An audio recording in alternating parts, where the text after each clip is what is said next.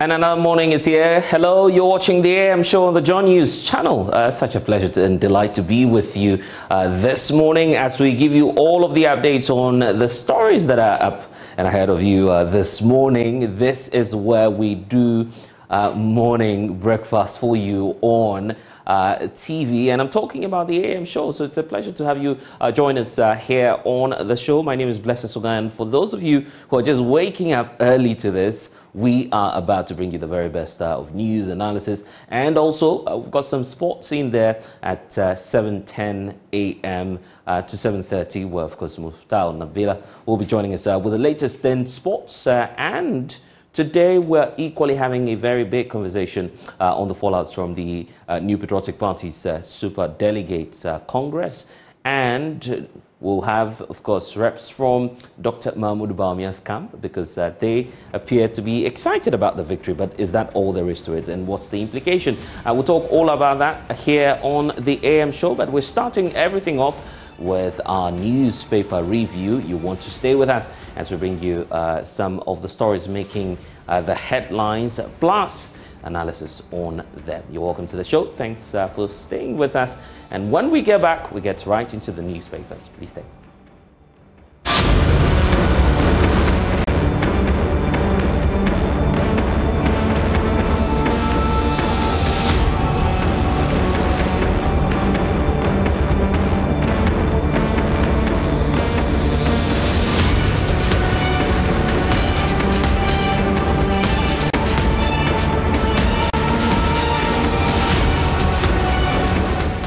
It's good to be back here on the AM show. We start with some news and stories of hope. We take you to the vibrant streets of Accra, where the two friends actually turned adversity into triumph, actually transforming their passion into a thriving business. Emmanuel Tay and Emmanuel Chermatin, who despite facing challenges of job loss during the the banking sector breakups or the shake-up, have emerged a shining example of determination from one losing his job as an accounting manager to the other actually facing some uncertainty of unemployment. Their stories took the unexpected turn. The following report delves into the inspiring journey that we have for you.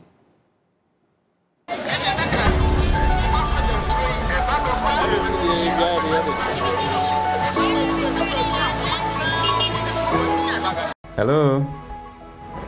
Yes, Quick Rent Africa. Emmanuel here. Okay, what kind of property is that? 2-bedroom apartment at La Paz.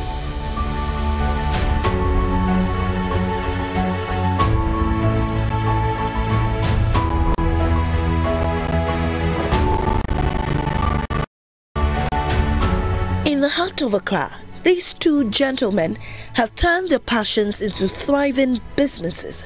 Emmanuel Tai, 32, is helping a client find a rented apartment, and his friend Emmanuel Chermatin now constructs aquariums for homes and offices. But it wasn't all rosy 5 years ago, when these two were laid off their jobs. Sources close to the Bank of Ghana indicate that the bank was forced to take the action because Barclays Ghana, which would soon be rebranded as ABSA, on several instances had breached market rules. To the government, it was a banking sector cleanup, but to employees, it was an unemployment crisis. Several indigenous banks were either collapsed or merged between 2017 and 2019. Many employees went to bed and woke up the next day without a job.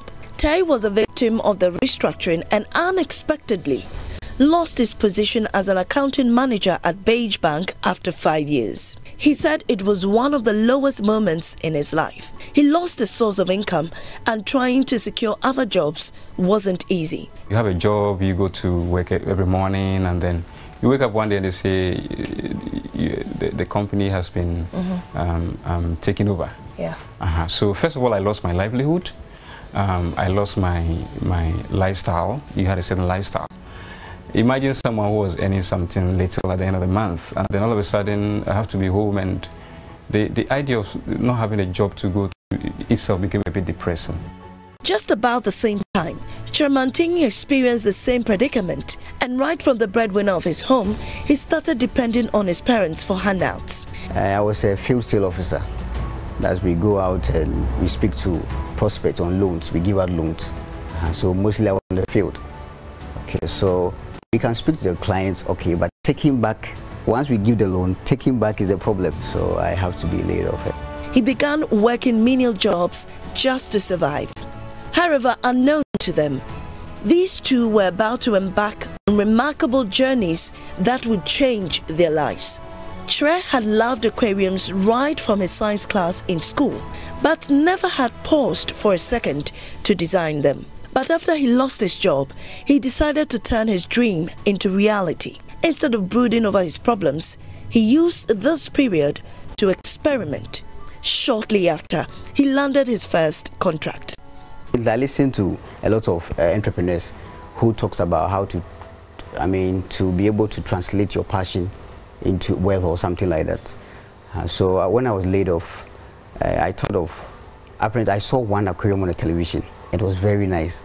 You get it? So that is also, I got my passion also from there, aside from the idea of the center table. So that is where I googled in Ghana to see if I can see any aquarium shops. So I saw some few, and then I paid them a visit, and I saw how they built it. So I went to the internet to learn more about it. So that is how come I started my aquarium. And in fact, the first order I had was very huge, was very big. Tre tried many times to secure a job but failed. The COVID-19 pandemic threw a spanner in the works.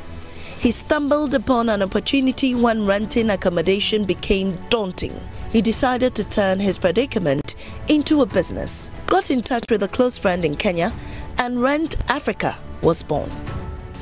I had an experience that gave me a rude awakening. So I was actually, like I told you, I got other job offers. So I thought, let me take one of them and survive with it. So one of the job offers I got was in Accra here. My job with Southmaster was in Tema. I was actually living in Tema. So now I had to find an apartment. Okay. Finding an apartment became an uphill task. So agents would toss me up and down, and I was quite desperate. Eventually, I got, swindled of about 3,000 cedis, and I didn't have the money already. So you can imagine. Yes. So I thought, okay, this is a problem. Like I told you, I've always been entrepreneurial. Okay. I thought, can I find a solution to this problem? Because I spoke to a couple of people, they have the same challenges. Can I find a solution and commercialize it? So that's what gave birth to Quick Rent. I wanted to build a platform that would help people to sit in the comfort of their home or office and then just plug in and get an apartment without going through agents and all their wahala. Hello. Yes, Quick Rent Africa. Manuel here. His business is just a little over 2 years old, but it is doing really well. He is optimistic his company will soon become a household name in Africa. The company is new. I've invested a lot of money already. I'm even out. Okay, there's more I need to do to grow my team. Okay. Like, for example, I need 120 brokers across the country. Okay. I only have a team of 16 right now, so you can imagine. You have a wide gap to fill. You can imagine. You need to get people, you can pay them. So the dream is, I'm actually looking for an investor to help me to be able to expand my team to cover the entire country. Then our next stop is we are going to Nigeria. We already have a partner who have done the feasibility for us. Okay. Their economy is very large, and therefore the problem that we are looking at here is quadruple that size in Nigeria. Tre's aquarium pieces are breathing life into dull spaces. He tells me he's fulfilled doing what he loves and grateful that he lost his job. Tre has big ambitions for the future. Maybe we've crossed that break-even stage where now we are able to make a reasonable amount that I can say that maybe in the next 1 to 2 years, maybe we'll be able to get a very large showroom where we can let people come and also, because seeing people, they don't even believe it. So the problem I even have is even when a customer happens to fall interest, making payment is the problem, because I don't have a show. That's how come when you came here, there are signboard and things show them that this is where I am. And then the problems we mostly face nowadays is the trust. So let me put it that way, it's a trust. But currently I can see that there's hope. These two friends proved that setbacks are setups for bigger comebacks. They transformed job losses into opportunities and blazed into their passions, creating businesses that inspire us all.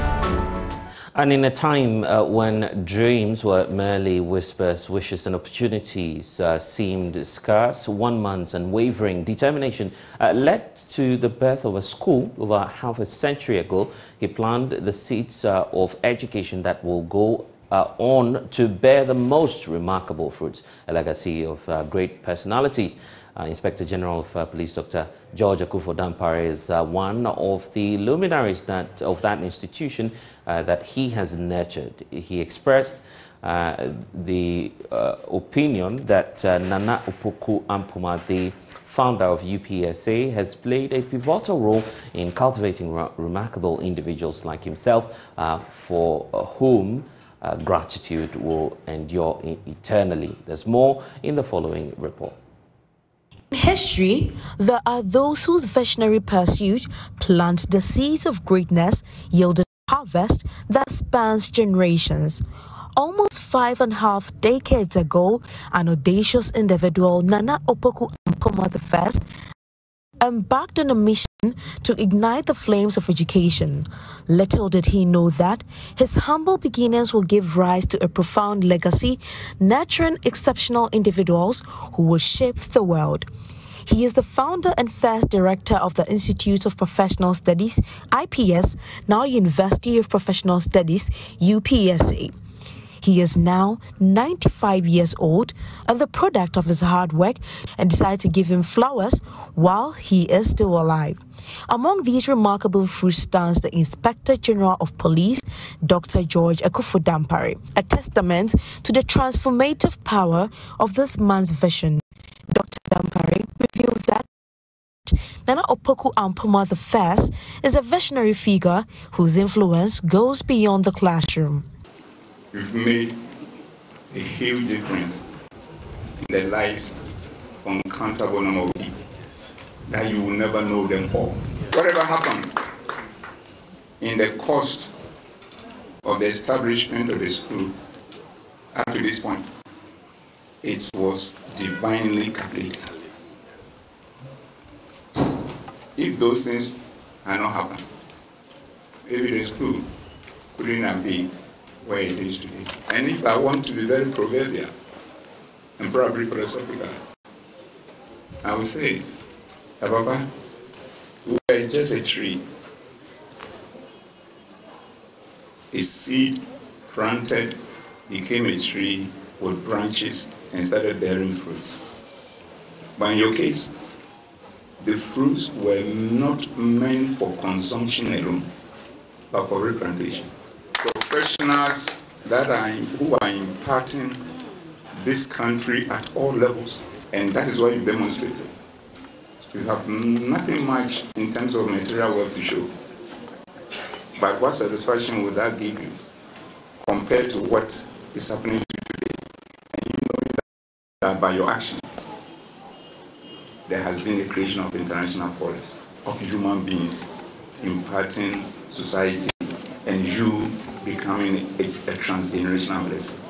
This story is not confined to one voice alone. Global President of UPSA Alumni, Francis Dazi, adds another layer to this narrative. We came to realize that the man was alive. When we went to school, he was not there. We used his buildings. And when we heard that he was alive, we decided to look for him. And we also heard that his birthday was coming up. So we decided to come and honor him and to thank him for the seed that he sowed so many years ago, which some of us, but for that, myself, the IGP, okay, Asante Hini Otufo, we will not have it. Honorable Kandapa, the immediate past auditor Dom Levu. For us, we will not wait for him to pass on and go to his funeral. We will honor him while he's alive and come and acknowledge that, Nana, we are fruit of your labor. Even though the school was taken away, he doesn't see it. We are coming to show ourselves that we went to your school We studied and we are who we are today. Nana Opoku Ampoma I is a hero who represents resilience and mentorship, and indeed, he has had a profound impact on tertiary education. For Joy News, Jacqueline and Suma Yeboah. And now, President of the Ghana Institute of Architects, Foster Osei-Akono, is asking government to assign architects to metropolitan, municipal and district assemblies throughout the country to serve as technical advisors. Mr. Osei-Akono notes that the lack of architects in the Upper West region is a disservice to the people and also the municipality, which has 11 MMDAs in the region. Rafiq Salam reports. The Ghana Institute of Architects, GIA, is a body that derives its existence from the Professional Bodies Registration Act 1973, NCRD 143.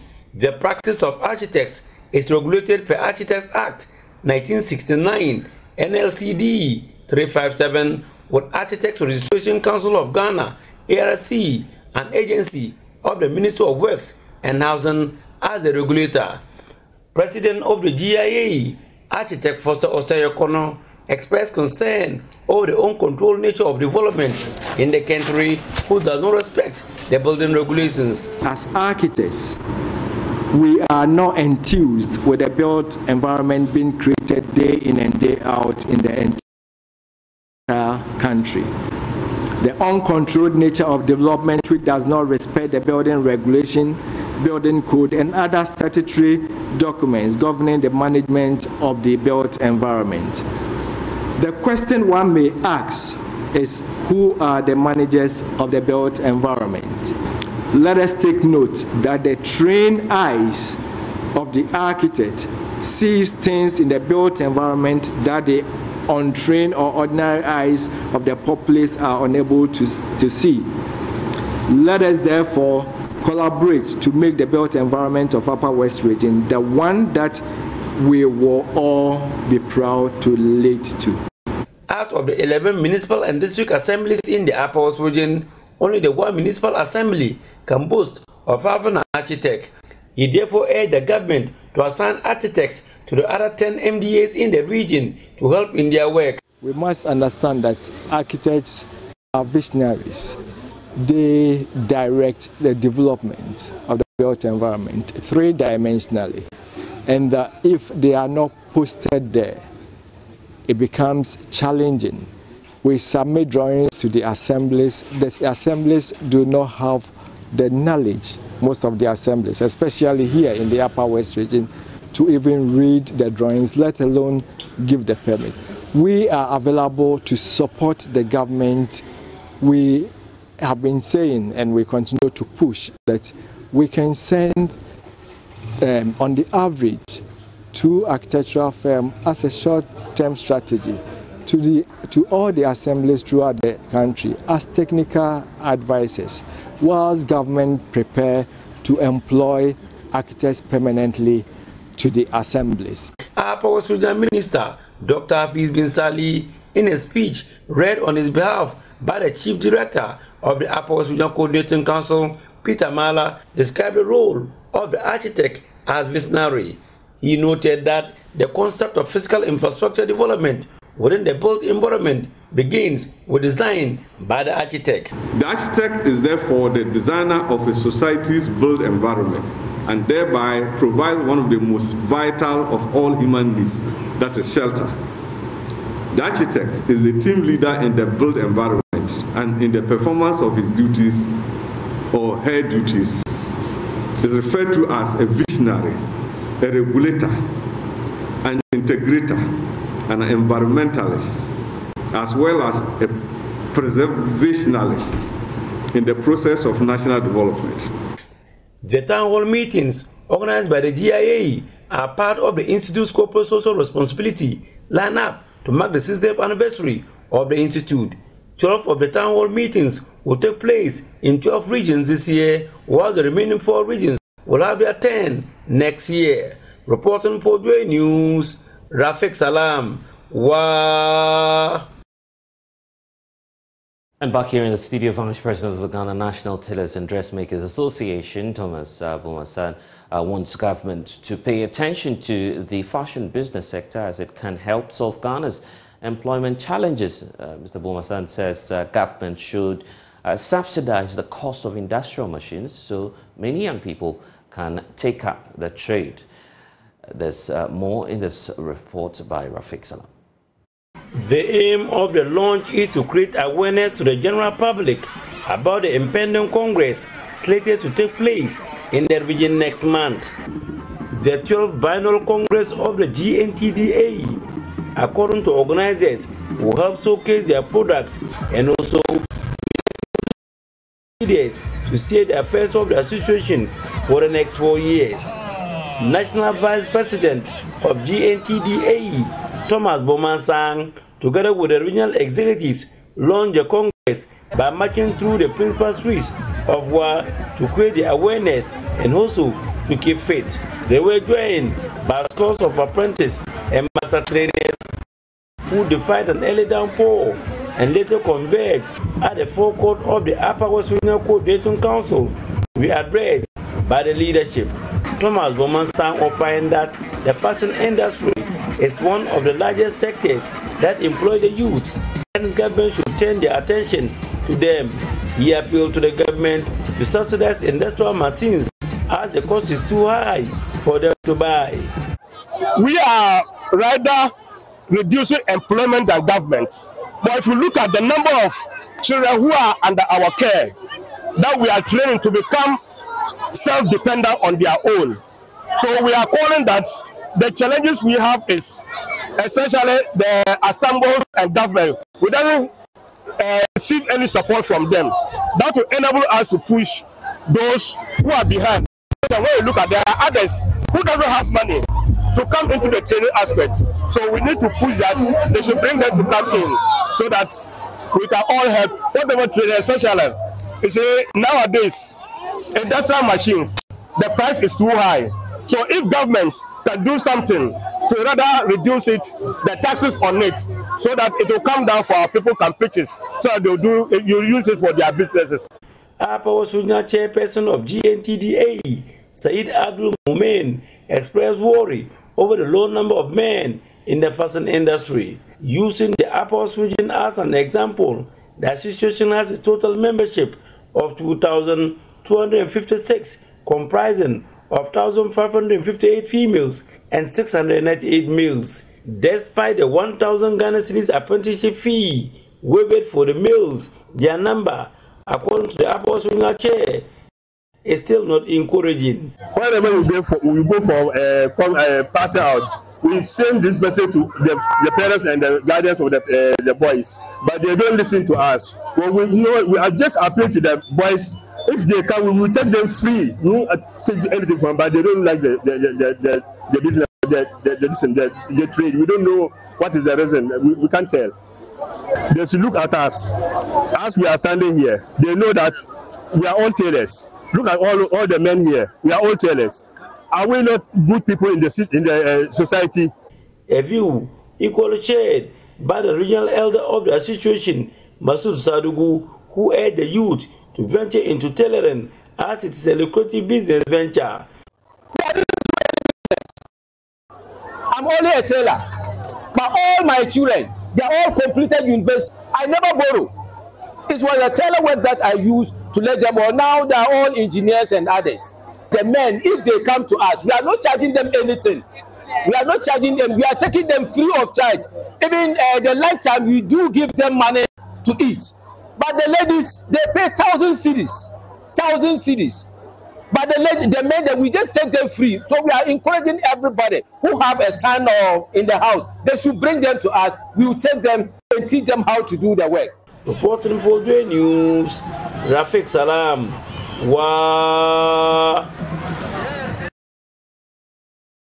And back here in the studio, we're taking a break. When we get back, we'll get into the newspapers.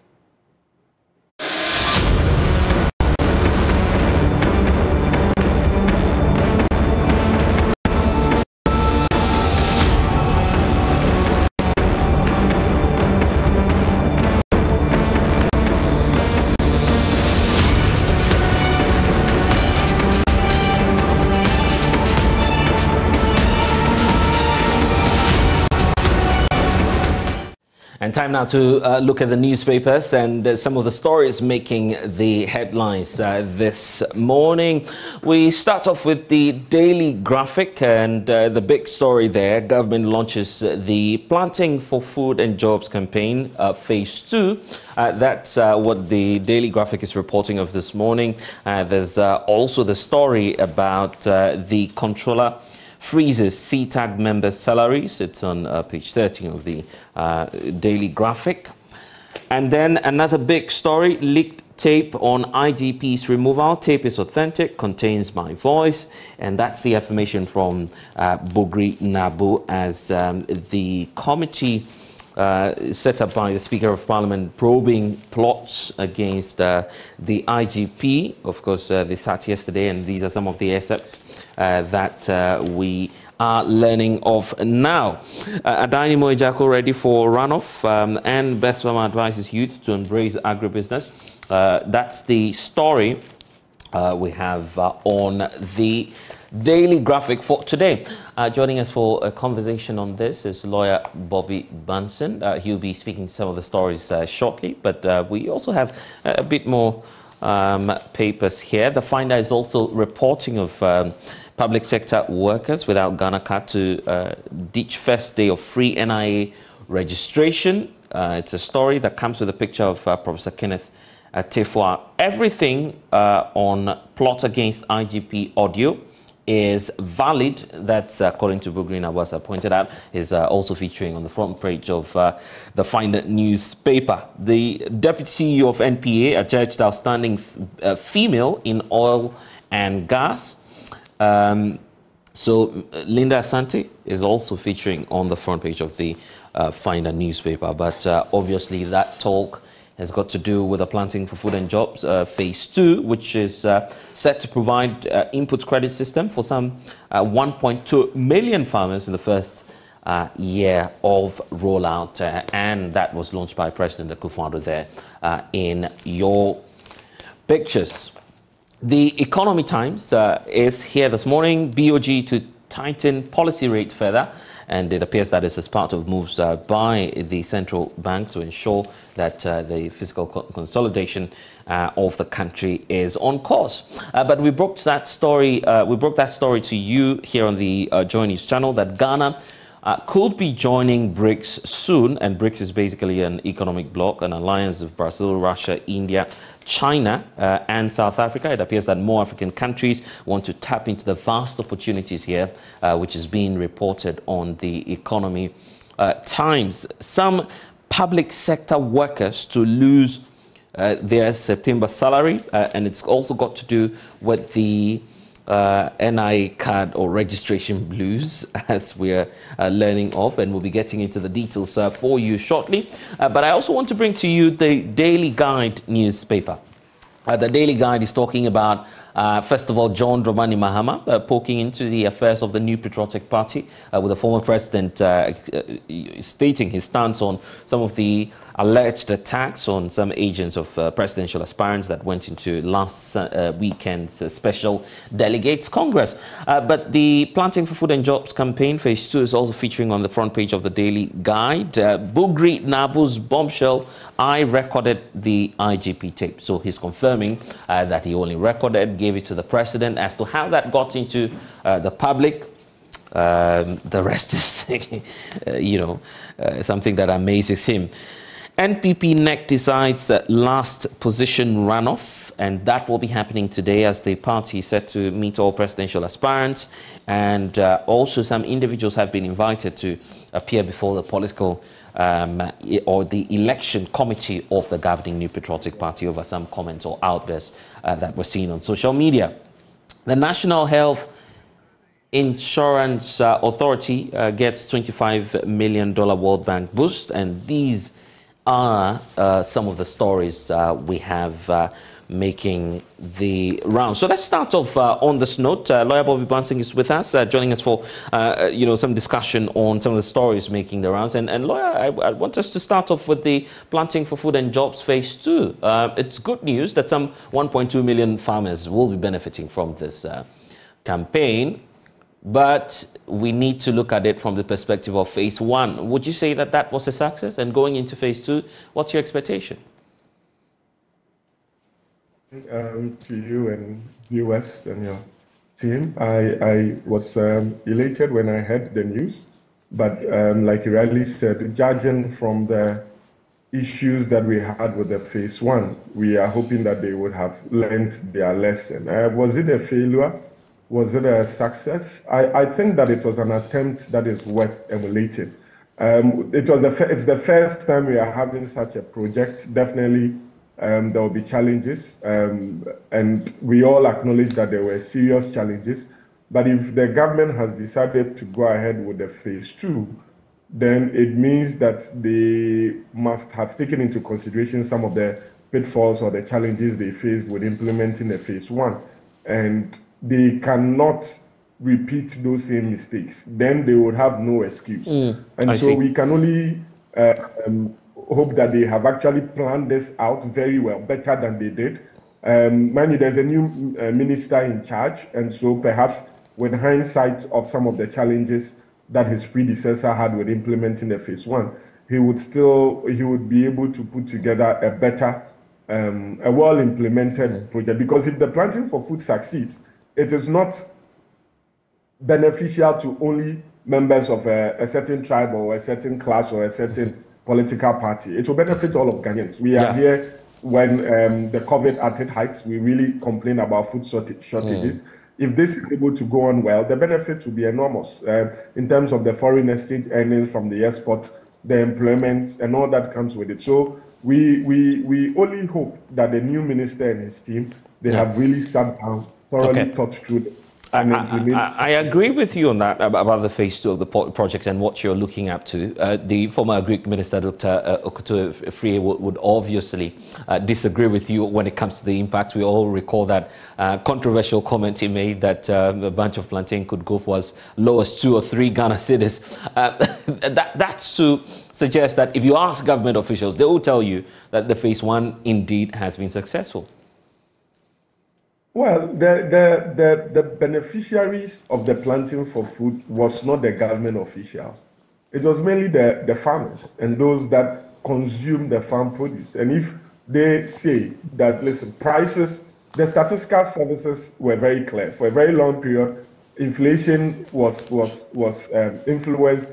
The cost of inflation, or the rising inflation figures, was mainly influenced by the cost of products. And if the whole idea of the planting for food was to make sure that there was enough produce, there was employment and all of that. And those that are supposed to benefit from it, most of them, as at least judged by the report of the statistical services, will tell you that prices of food items kept going up within that same period that the government officials said that they had enough. And so what they say normally will not be, and this is an instance, what may be a fair reflection. Like I said, I will not write it off as being a failure. The fact that they were bold enough to initiate such a project with all the challenges that we anticipated is commendable. We can only encourage them that all the pitfalls that the first phase encountered will not be repeated in the second phase. And obviously, we're looking forward to that. The images we see on the screen reminds us of the open market the Greek ministry did. The claim was that it was about the markets and not necessarily, the produce. Output, they say, was high. That was the argument at the time, but we'll wait to see. And it's also a prelude to our conversation because we'll be looking at issues relating to our high import bills as a country, especially when it comes to cereals such as rice. And this was supposed to be catered for under the Planting for Food and Jobs campaign. Let's now talk about politics too, because today there's a lot on the table of the New Patriotic Party. We know that the party's neck will be meeting. The presidential aspirants will also be engaging the Elections Committee. And then there is the attempt by the Elections Committee to seal the cracks after last weekend's special delegates conference. I'm just wondering if you're looking at what's playing out and if the NPP indeed has hold of all the individuals who went into the race, and if the party has the ability now to rein them in. What's your thought on that?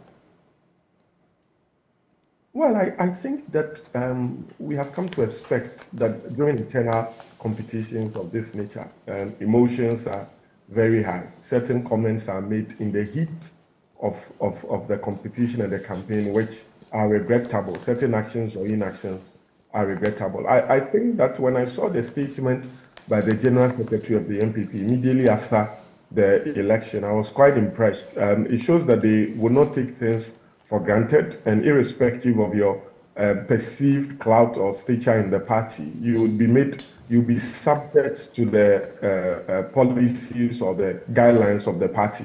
If they are able to discipline their own members as a result of flouting their internal campaigning rules, I want to believe that it will send a good signal to the general public. They would carry the same level of discipline to a general election. This is the initial stages in terms of the statement by the General Secretary that they are going to investigate and then go with those that are found culpable. I hope that they will not just brush it under the carpet. Let's know that, okay, we have finished the investigations, these are the outcome, but maybe for the sake of so and so and so, this is how we want to treat it. And I'm looking forward to something like that. I think that Saturday generally was commendable. It's maybe the numbers that voted were not much. We just hope that it would the kind of, to a large extent, I would say that yes, there were pockets of incidents that are regrettable, but to a large extent it was peaceful. That it will be reflected when they go into November 4th. But if those that were seen to have perpetuated these pockets of violence or regrettable incidents are not dealt with, then they will be emboldened to repeat it. I see. In the November 4th elections, and that will be on a larger scale. Your description is that this was largely peaceful. I like the way the Daily Guide newspaper captures that right on top there, indicating that Mahama pokes into NPP affairs.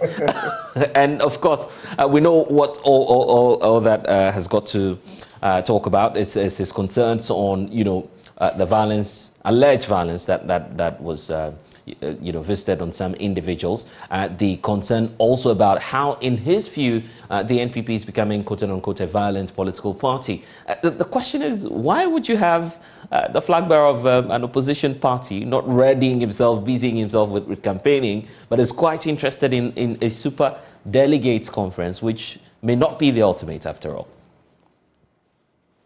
Well, it's politics. In politics, you do not only celebrate your own victories, you celebrate the downfall, or in any competition, as it were, let me put it that way. You do not only celebrate your own victories, you celebrate the downfall of your opponent. And I'm sure he's just only politicking. I do not think that the NDC will escape criticisms when it comes to some of these incidents, and neither would the NPP. And when it happens, they take a go at each other, and we have to come to accept it. Okay, now to Parliament, because on the front page of the Daily Graphic, we now know that it's confirmed, and as we're seeing there, that the tape is authentic, contains my voice. That's according to Daniel Bugri Nabu. Many of us did not know he was Daniel. Now we know he's Daniel Bugri Nabu, who's the former Northern Regional Chairperson of the New Patriotic Party, and it's got to do with the plot against the IGP. Claims that some individuals within the police service are planning to, have him removed. I'm even looking at the remit of the committee in Parliament, by the way. Do you feel that anything will come of this, knowing that Bugri Nabu is a private individual? When it comes to the removal of the service persons, that decision would have to be an executive one. What's your take? Parliament are very jealous of their powers. And any attempt to suggest otherwise may be treated as contempt of Parliament. I want to be careful that they will not haul us to. But I mean, it's fair to criticize because we are paying the bills. We are paying the bills. Whatever meeting happens, whatever sitting happens at the parliamentary committee level. We need to question their motive, actually. Yes, the Speaker of Parliament is a very experienced lawyer. The deputy speakers are also very experienced lawyers.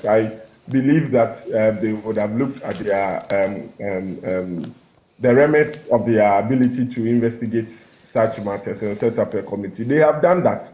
All the people, at least as at this stage, that have been summoned, have not raised or resisted the appearance on the basis of illegality or unconstitutionality of the committee. I am following with keen interest what their recommendations would be, particularly, as you said, some of the powers that, or some of the end result would lie with the executive, what they decide to do with the person that may be affected. Yeah, so but that's true. But that's true on the grounds of law as well, because you're a lawyer, so you have a better understanding. Of course, like I said, that aspect is what I am waiting to see at the end of their committee report, whether they are going to recommend or whatever they recommend to be done, because they do not have the power. When I say they, I mean the parliament. They do not have the power to implement the recommendation that may come out of this committee. So that was why I was asking myself, did they have to do it in the first place? But perhaps, for what it is worth, they have decided to engage in this exercise. If at the end of the day they recommend to the executive,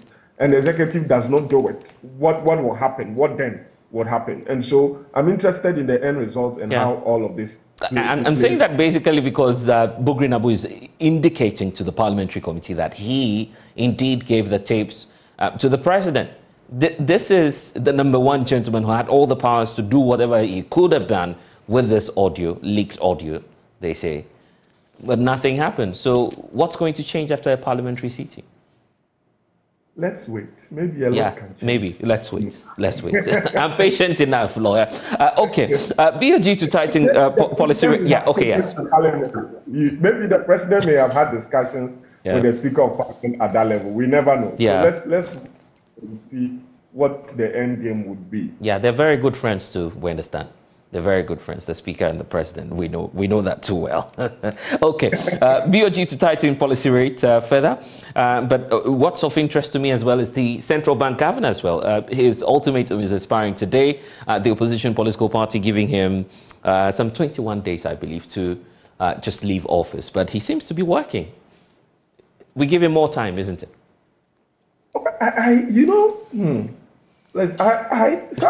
Sometimes I find it difficult with the way we approach some issues like this. The thing is, we always say that we want to build strong institutions, not personalities, right? Yeah. So that the whatever we do will not have individuals overriding the general interest of the populace. Now, the Bank of Ghana governors, because they are going after the head of the governor and his deputies, right? They came up with their report of what they have done over the period. I do not see those criticizing their work, criticizing the processes and the procedures that were adopted. You see, if we want to build strong institutions that will outlive individuals, then when we are criticizing issues like this, I believe that our focus should be on the institutions and the processes and the structures that the institutions have in place instead of the personalities. Okay, and so we are asking the Bank of Ghana governor and his deputies to resign because they mismanaged the Bank of Ghana, whatever that they say. If they resign, and so what? Would we get...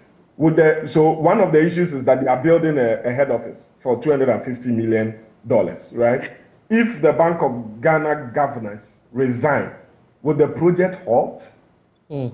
Interesting question. Does it mean that the contractors that have been issued with the contract, the land that has been purchased, are we going to reverse all that has been done because the governors have resigned?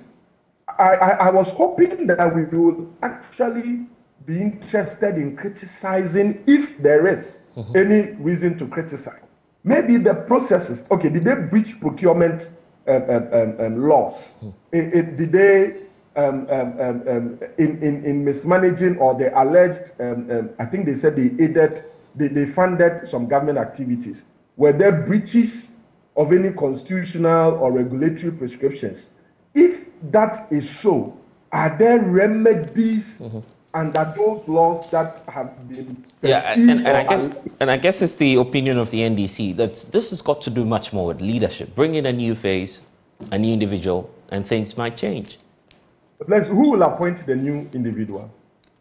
We know how it happens. The president will make that decision. Exactly. Eventually. So if you said the president appointed these sets of governors, for which reason they were kowtowing to the demands of the executive, you are asking that they be removed, so that who? Parliament will appoint new Bank of Ghana governors, or the same president? So that is why I'm saying that, yes, there may be problems, and the minority would have a legitimate cause. I'm not saying that they do not have a legitimate cause to question some of the decisions of the leaders. But you see, the decisions of an institution like the Bank of Ghana does not rest with the governor. They have a board, and it is mandatory. Yeah, so but leadership, someone's got to pay the price at least. That is what I'm saying. And then what? Because that is how we have approached all our issues for a larger part of the Fourth Republic. Yeah. And where has it taken us? Yes, we have leadership problems, but if we are trying to cause a change, I think that it goes beyond just mere the personalities, because it is the office that we are looking at. I don't think the minority has a personal problem with the governors per se, but it is the office and what they believe has been done with that office. So what structures are being recommended to make sure that even if these persons go and the president appoints a new person, that new person will not kowtow to the caprices of the executive, as is being alleged now. Yeah, strong institutions. Strong institutions. I guess that's what you're calling for. Let's wrap up with this, possibility. It's a possibility because that's where it remains. Ghana could join BRICS soon. Brazil, Russia, India, and China, South Africa. They are reaching out to the rest of the continent. Over 60 heads of state were in Johannesburg, of course. And part of the reasons why we're seeing lots and lots of African countries such as Ghana join this is because of the development bank, which the Economic Times is also reporting of. The fact that BRICS Bank is in the offing and will be giving credit to, developing nations. But is that the optimum way for us, out of this whole economic challenge that we're facing? Like they said, if you are not at the table, and they are making some of these decisions that will affect you, then your voice will not be heard. I do not think that it's a bad idea for Ghana to aspire to be there, looking at the countries that are there and the role that they play in international commerce and finance and what comes with it. If Ghana is able to meet all the conditions and to be placed, I think in the long term, it will help businessmen, because if there's these access to financing to help projects that will be beneficial to businessmen or government, I think that is a good platform. If we will be able to satisfy all the conditions, and it will not conflict with any prior international obligations or treaty that we have signed as a country. Why not? My concern is about China, actually, the country controlling over a third of our external debt, which seems to be going back there for more money. It's all about the money, isn't it? And in the end, we'll be much more in debt. Well, it goes back to the famous statement by the president during the campaign, to which we are sitting on money, but we are hungry. I think you should use the local expression. It makes it, sound really weightier. Well, I don't have the voice. It will sound better at the end of the day, we've always said that as a country, I don't think that either MPP or NDC will reject it. We need to move away from constantly relying on external assistance in the terms of lending to be able to solve our national issues. If it is said that for every 1 cedi that is generated in Ghana, 50 pesos go to pay interest on loans, then where are we going as a country? And so if some of these platforms or groups would assist us, maybe wipe some of our debt, renegotiate the interest rates as we have it, and all of that, then it will be good, so that we move forward, away gradually from over-reliance on foreign aid in the form of borrowing at exorbitant interest rates. The Ghana card blues back this time around in the public sector, with the NIA announcing on the Economic Times, which is captured here, that public sector workers, some of them may lose their September salaries simply because they do not have the cards and the NIA wants to buy it hard. We're in for another round of long queues, you know, chaotic scenes at the headquarters of the NIA, isn't it? How do we even simplify this whole registration process? We still don't have a solution yet. Okay, so let's see. I think that the NIA perhaps could open more centers. Maybe they are not opening more centers because no, lawyer. Sorry for cutting through, but to be fair to the NIA, they are present now in almost, if not almost, every single district across the country. That they have done, we know. Yes, but how many centers would they have in a district? Like I said, they've done better for the past 3-4 years. They've been more accessible and they've done better. But I think that if my memory serves me right, the NIA had given deadlines upon deadlines for the public servants to go and register to meet this requirement. Let's not forget that the aim of this exercise is to weed out, there's a term that they have, ghost names from the payroll. I think so. So that, like they always say, there are people who are paid government salaries at the end of the month and they do not work, they do not show up. And so if the NIA, as the Supreme Court has said, is undertaking an exercise that will legitimize the credibility of the database in terms of who actually is employed by the system, it should be encouraged. And any form of support or cooperation that these workers can give, they should be able to. Maybe we should look at a stage where there may be some days off for some group of persons so they can go and join the queues, so that they cannot say that, okay, we had to go to work and we still had to go and register. So there was that conflict of timing. So that if they can have a system where either the NIA goes to the offices to register the persons, or persons are given some hours off to go join the queue and make sure that they are registered. But I think it's a good exercise, and the necessary cooperation should be given by the unions so that this would see the light of the day. But to be fair, also to the public sector workers, I mean, losing your salary simply because you don't have a Ghana card? You know, Bless, in our country or as a people, sometimes that is the only way we do the right thing. Until we are. But remember the issue of the re-registration of the thing.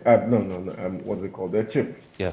We had to go back and forth, and sometimes. So maybe they will not carry out their threats, but at least if people know that their inability to register would mean that they will lose. And we are not talking about this month's salary. We are in August.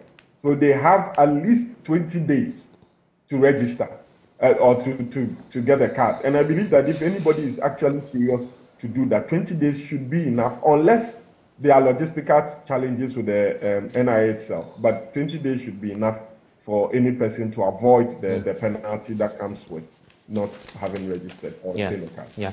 We seem not to be over with this issues and cases of assault in our senior high schools.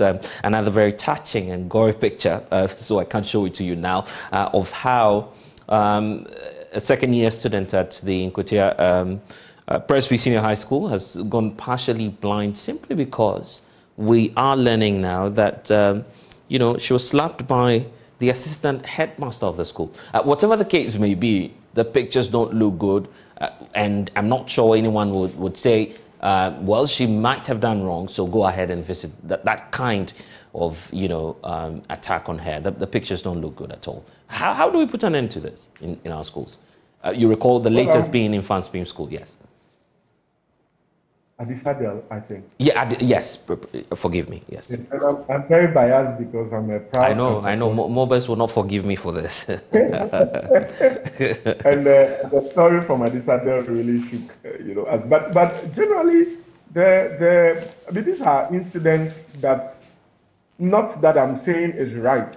Sometimes when, for example, I heard the Adisadel story, like what you are saying now, I think they are only coming to public knowledge because of social media and the work of the media. These are things that have existed over time. When we went to school, there are incidents of bullying, perhaps not to that extent, but we have all of these. I think that there should be, and we had it in Adisadel when we were there, a counseling sort of sessions, units, departments.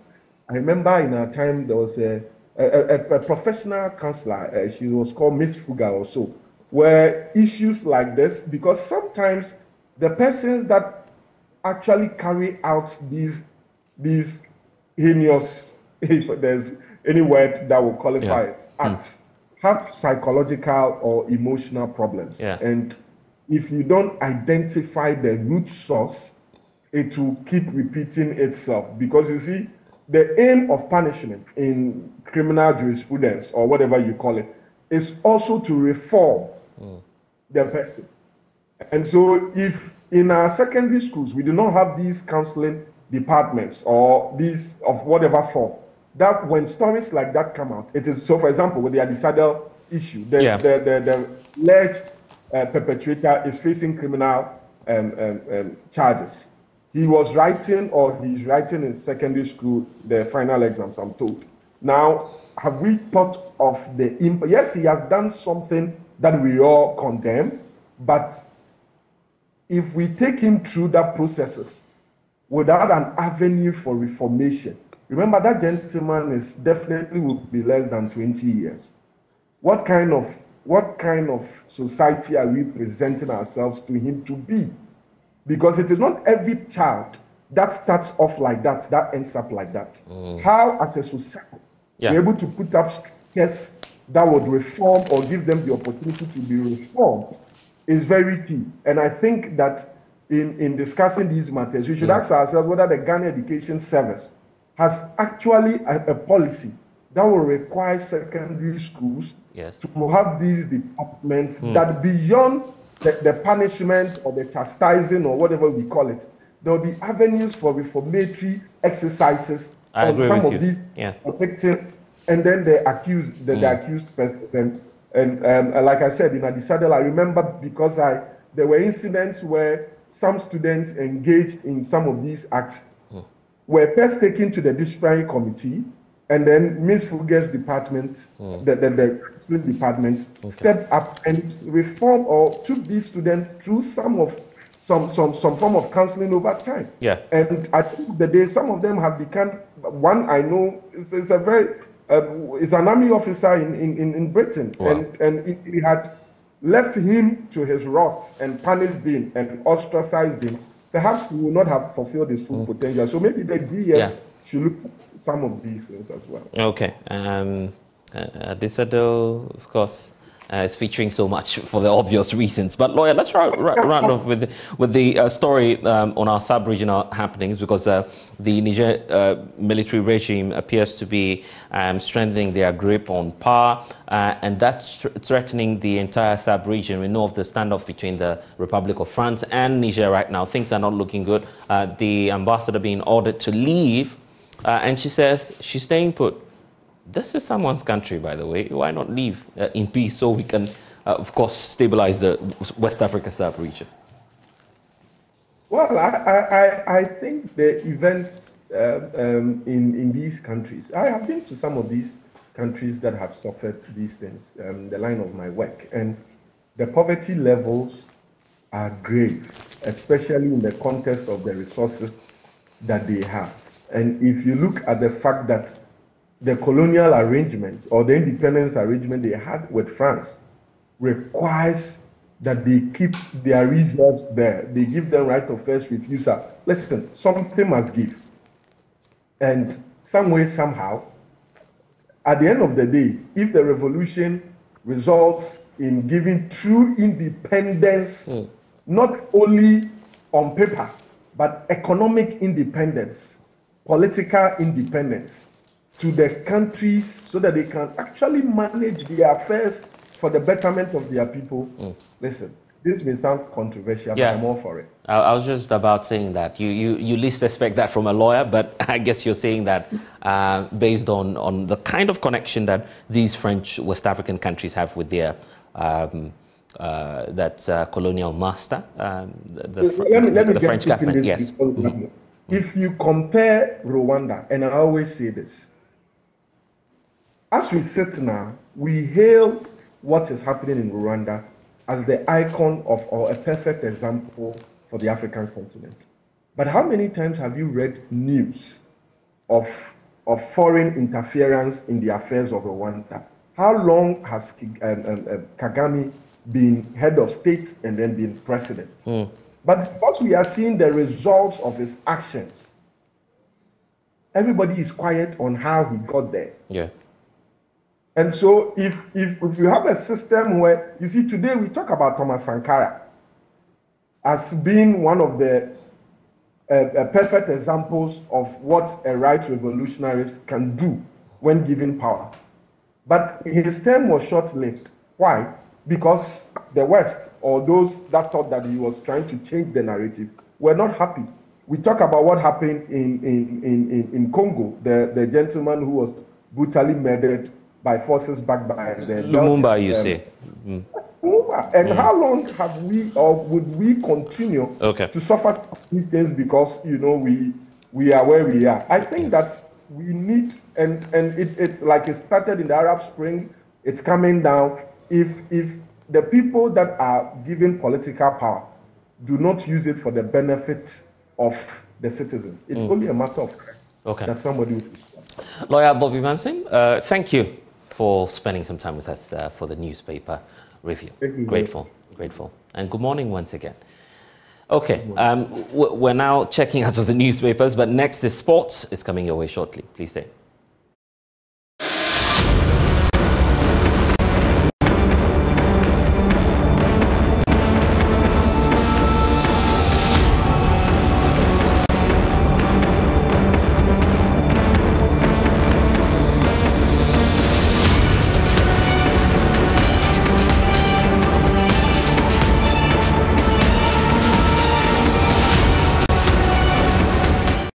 Good morning, everyone. Welcome to AM Sports. Here with me, Muftau Nabila Abla. And on your shores is the GFA election 2019. We are building up to another edition of the Ghana Football Association Elective Congress, which is scheduled to happen on September 27. However, that has been put on hold by the football governing body because Kim Faisal, a member of the football family, has decided to drag the Ghana Football Association to court.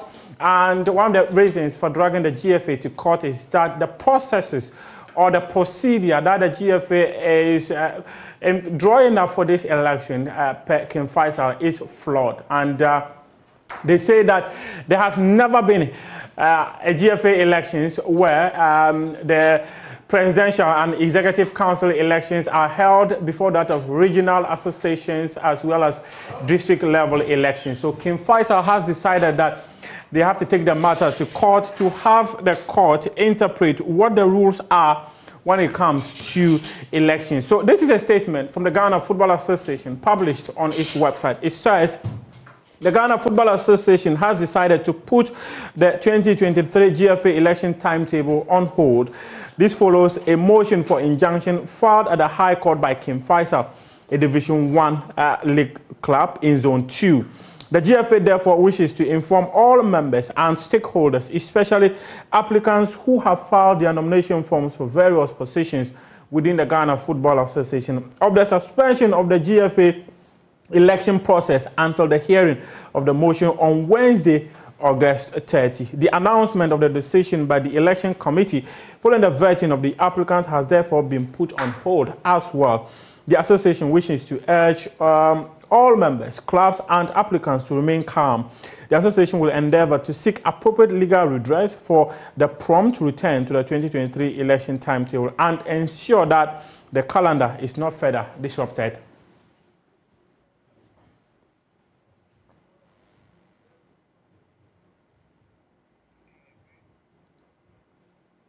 Now, let's move on now and talk about Kayola United. There's a new change of ownership for that club, and it is the Member of Parliament for Tamale Central, Haruna Idrisu, who has bought the club from its previous owners. The late Brigidi died, and it was his wife, Madam Abena, who was running the club, but the club has now been sold to the former minority leader of Parliament, Haruna Idrisu. He says it was never his wish to take the club away from the people of Einasi. However, the GFA has disqualified the venue of Kayola United, and as it stands now, the club is seeking for a new venue for the upcoming Ghana Premier League season.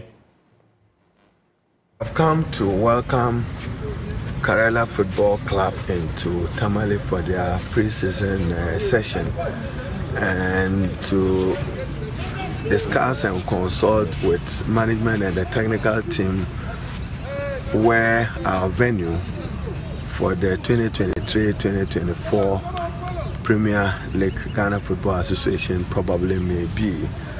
It is not my wish to have taken the team away from Enyinasi, from the people of Nzima, but regrettably the GFA have disqualified the Enyinasi football pitch as not being desirable or meeting their minimum standards. So we have to look elsewhere, and we would look elsewhere and satisfy the licensing requirement. I'm into football as a vocation.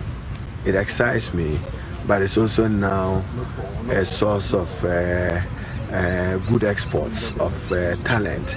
But my primary interest is in the development of young talents. We need to identify, groom and develop young talents who want to make a career in football, which has now become a very attractive and profitable profession. Harun Idris speaking as he welcomed his new club. He's also the owner of Steadfast Academy, the club that exported Fatal Isahako to Sporting Lisbon. Now he owns two clubs in Ghana football. Let's talk about Dreams FC, their participation in the CAF Confederation Cup. They have qualified to the next phase of the competition after coming from behind to defeat Milo FC Dikankan 2-1 at the Accra Sports Stadium to win their tie 3-1 on aggregate. One of their new signings, John Entry, who nodded home the winning goal for them to secure the qualification to the next stage of the competition, says his dream for coming back to the Dreams family is to help them do well in the CAF Interclub competition. I'm come to play my part to help the team with the experience, the little experience I have in Africa, because I've been to the Champions League final, I've been to the Confederation Cup final, so I know how the terrain is. So mine is just to come and help the team go forward, at least to the group stage, and this is what we are working on. And I know God willing we'll get there.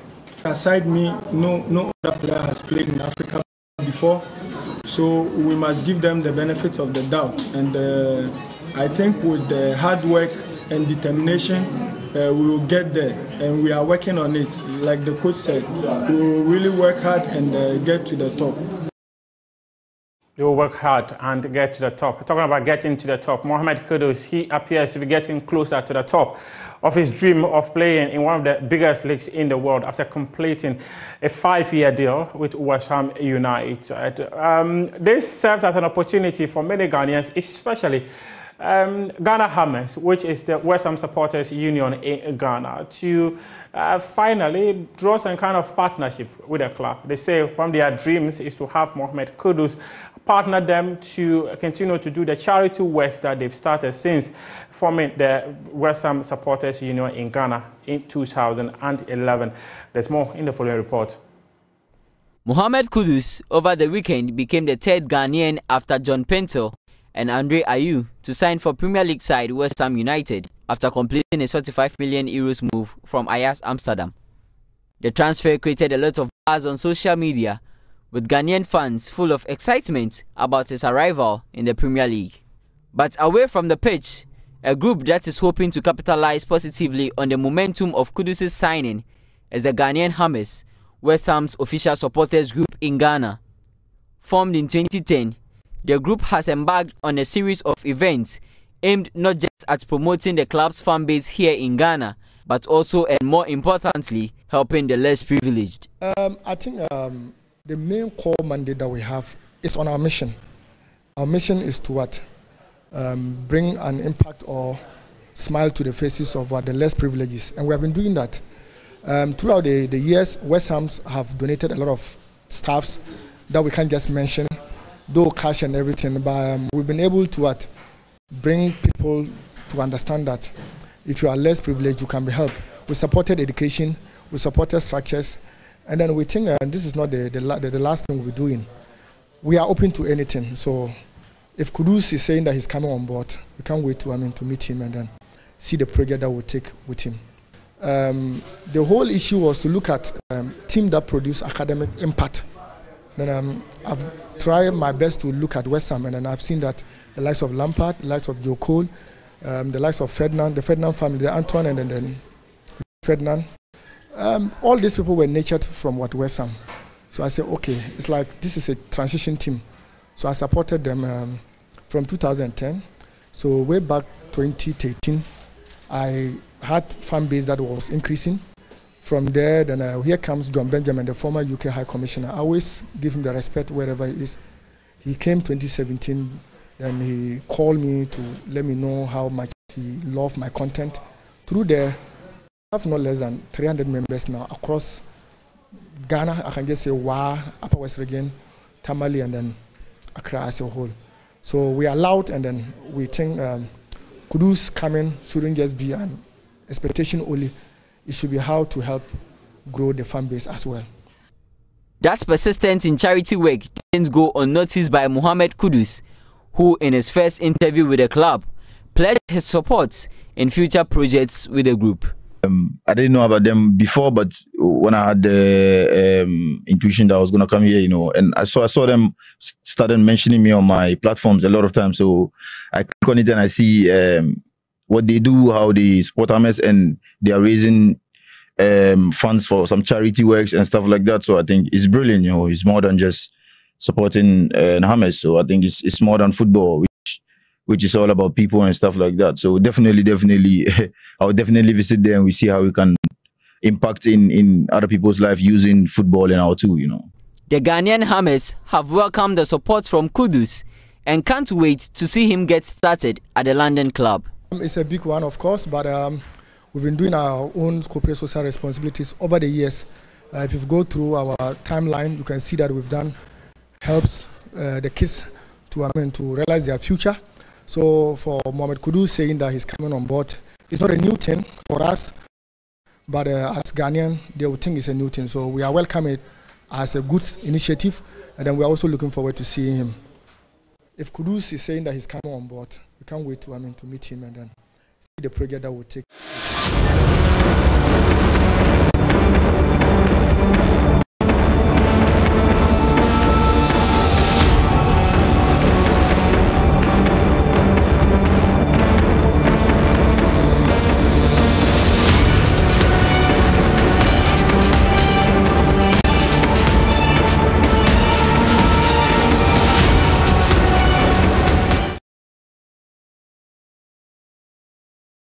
And we're grateful you're staying with us on the AM show. We now zoom into politics because the NPP's internal reorganization process is far from over. Last weekend's Special Delegates Congress, which was aimed at shortlisting 5 out of a total of 10 individuals slugging it out for the presidential slot of the party, failed to yield the desirable results in terms of finding the actual 5. So what you have the NPP going in for is that likely at the end of this week, we would see another tiebreaker election amongst 2 individuals, the former Energy Minister, Boakye Ejako, and then one-time runner, of course, for this same slot. I'm talking about Honorable Adainemo. These 2 individuals failed to get a clear, distinctive mark, which would have placed them in a safe spot. But here you have it, the order of how the elections actually went over the weekend. Vice President Dr. Bawumia winning with over 68% of the votes from the delegates, 629. Then you have Kennedy Ejapon coming through with 132, representing 14.30% of the votes cast. Alan Kojo-Shermating is also in the lead when it comes to the 3rd spot with 95 votes. The former Greek minister, Dr. Akoto Efrie, is also in there closely, making it the safe 4. So we have Vice President Dr. Bawumia certainly running against Alan Kojo-Shermating and the likes of Kennedy Ejapon, as well as the former Greek minister. But what you have now, and you see on the screens now, is Adainemo and Boakye Ejako who will be slugging it out. If we don't have the scenario where at least one person will say, in the interest of the party unity, I'm stepping down so we can have a complete 5. But now the threshold is 5, and the party would have to find a way of trimming it down further from 6, the top 6 that we have, giving the time. But some have also lost out completely when it comes to the opportunity of running for the top spot of the NPP. 6 votes for Kwabena J. Japon, former secretary of the NPP, failed to secure him a top 5 spot to go for the next round on November 4. Joe Gerte, who has been there before, contested a stride a number of times to actually become president. He is also failing out this time. And we have Kojopoku, who says, well, he's extremely happy, the fact that he's done what many would not have imagined. First of all, coming out of nowhere and joining this race of the big league, you know, the top names that you can think of within the party is great news for him. So he's accepted his defeat and has made some comments and pronouncements in that regard. Dr. Kofi Konedo Apreko, unfortunately, did not have a casting right, so no one was there to support him, not even himself. So he lost out really, really bad in that elections. But we've seen this before. In 2012, Nana Dankwa Akufo-Addo, went through the same process. 2014, I should say, with some 80.78% when the Super Delegates Conference happened, and then his vote shot up to 94.35% when the Electoral College was expanded. Is this a sign, a good omen for the Bawumia campaign, given the fact that they've won with over 68%? We'll get into the details shortly, but Alan Kojo-Tremating is obviously scaling up his figures. 9.87% in 2014 when he ran for the Special Delegates Congress to allow him run against President Akufo-Addo. Now that figure has gone up. Is it the case that, of course, he's winning more and more confidence from the delegates of the party is what we're set to find out. Dynamo is in the race again. This time round, he featured in 2014, performing quite creditably as compared to what's happening to him now, a reason for which he would either have to step back and allow the top 5 with Boakye Ejaku go, or Boakye Ejaku actually supporting him by saying, look, I'm not in this race anymore. I want you to go. That's the scenario we're also exploring, but there's a meeting, we understand, with all the presidential aspirants who will be part of the race for today, slated for 9 a.m. We'll be watching that and bringing you some updates here on your election headquarters. Join you. You should trust us to bring you that. Okay, the picture you see now is President Nana Dankwa Akufo-Addo, who was running in 2014, and Dr. Mahmoud Bawumia, who's coming into the race for the very first time now in 2023. 80.78% for the president when he ran in 2014. Many say that he's done this before. 208 has the opportunity again and was trying in 2014 to become president. He succeeded and won a significant vote of 80.78. Dr. Mahmoud Bawumia, however, is coming in for the very first time, and that's the very, very, very first time within the ranks of the NPP that he is ever contesting, well, if you want to look at it from a candidate perspective, on his own accord as a candidate within the NPP, and he's winning some 68.17% of the votes. So that's where the conversation is coming up as to how that may influence the man you see on your screens now, Alan Kojo-Tremating, who was one of the forerunners. The expectation was that he was going to go neck and neck with the vice president. That didn't happen over the weekend. His campaign team says it's just, the fact that they want to secure the top 5 spot. But if you look at the trend for Alan Kojo-Tremating in 2007, he had enjoyed a significant goodwill from the delegates, 32.30. That was when his rankings were very, very high, ratings very high for him at the time when, of course, the party was juggling between Alan Kojo-Tremating and now president, then candidate Akufo-Addo, who then secured a wider margin to become the leader of the New Patriotic Party. He tried again in 2010. Then we've seen a consistent decline in his, electoral fortunes. 19.91% in 2010 when he tried. 2014, same. In fact, he's performed better now than in 2014 when the Super Delegates Conference actually happened between him and President Akufo-Addo. Some say incumbency advantage. We're not too sure. The weekend was full of action as well.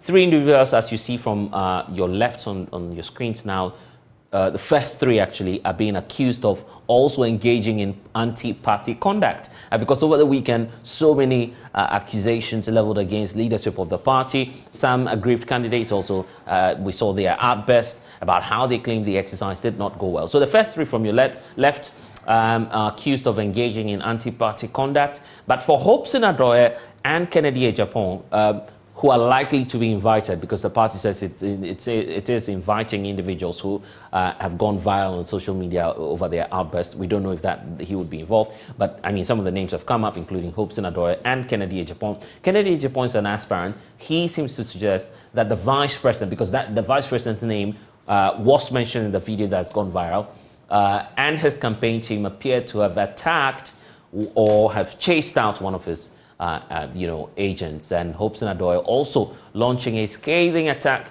on the chief of staff. At least, you might have a different opinion on that. Some say it's not an attack. He was stating the fact that Dr. Mahmoud Bawumia intends to use the chief of staff as his running mate. So now the election committee says it's worried about what's happening. And you see the man there, Alexa Peña, Marking, who addressed the press yesterday, spelling out once more the rules of the game, that all aspirants are expected to, first of all, channel their grievances to all of the laid down procedures within the party. And if you are a member of the party, an aspirant, an agent, and you go on a warpath with the party, you will be sanctioned. And that's why some of the individuals are being invited today. We'll find out what the party will decide in terms of their fate. The elections also have clear rules which everybody needs to abide by. So 961 and Dr. Mahmoud Bawumia gaining over 60%, winning a significant margin of the votes there. But will that translate into the electoral victory when we have the electoral college expanded to 200,000 individuals who will be voting on November 4 to decide who becomes the next leader of the New Patriotic Party? Will it still be Dr. Mahmoud Bawumia, or someone else may just come out from the back and seat him? Joining us now is Dr. Mahama, technical advisor at the Office of the Vice President and member of the campaign team as well.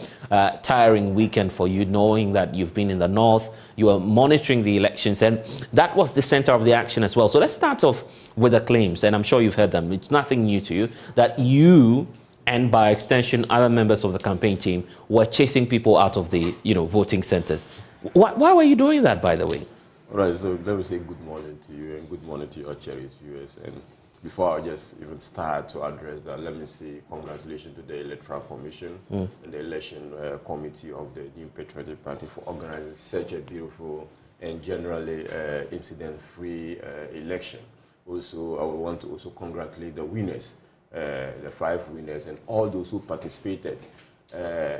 More especially the Dr. Mahmoud Bawumia-led team for that resounding victory. In fact, absolute majority, and in fact, overwhelming majority of the Ghanaian or the MPP delegates, super delegates, agree that he's the best shot for the party moving forward. So we just want to have someone garner 68% and about what we call 2/3 of the vote, and the remaining 1/3, I mean 1/4. I mean, 3/4 of the votes, and the remaining 1/4 is given to the other candidate to share, shows that the people have confidence in. Now, to the Northeast region, where this incident, I was in the Northeast region. Yeah. And you remember when even with the news file, I participated in that program from the Northeast region. And the incidents that happened happened right in my presence. Okay, you were there. That's great news. I was in the Northeast region. And it is totally untrue for someone to suggest that Mr. Kennedy Ajapon's candidate or agent was attacked. Nothing of that happened.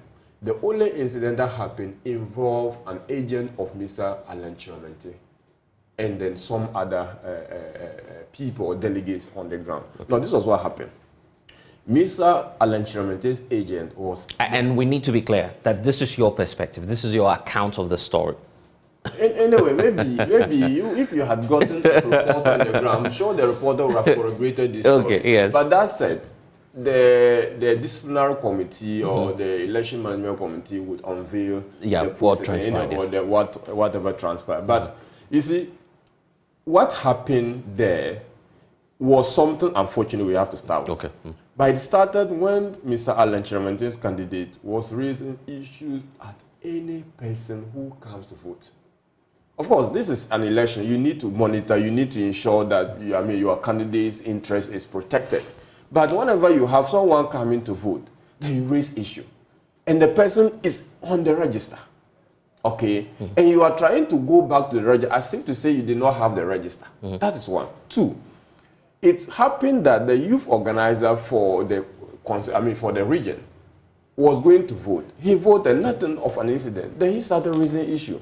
Why did you go? Why did you pass through this way? Then even when the argument started between the two of them, it was started as an argument, not even about ballot, electoral process. He was the first to knock the youth organizer. He came fiscal at the youth organizer. That was why he retaliated. And he pushed him. Then actually other people who were not happy with his utterances also were coming close, to him. The police, it took the police to stop the people. But then, because the youth organizer had already hit him back, I think he hit him and he hit his head on the wall. Something of that happened. So that was what caused the blood to be oozing from the nose. That was the incident. There was nothing of an attack on Mr. Kennedy Agyapong's agent on the ground. We'll talk about the story first, but you're talking about Alan Kojo now. Yes. That was what happened. Now, whilst I was granting the interview to Joy News on Newsfile, outside, a lady came out who is supposedly a supporter of Mr. Mr. Ken Agyapong. Yes. The lady was not even within the inner perimeter of the voting area because they had cordoned off the area, making sure that only delegates will have access. And it was it was around 20 meters radius. Okay, 20 meters, 20 to 50. So no one around that will get in because it was held in the assembly hall of the Nalero Senior High School. Okay. And even within the assembly hall, they had cordoned off the area, making sure that access to people who were not accredited was difficult.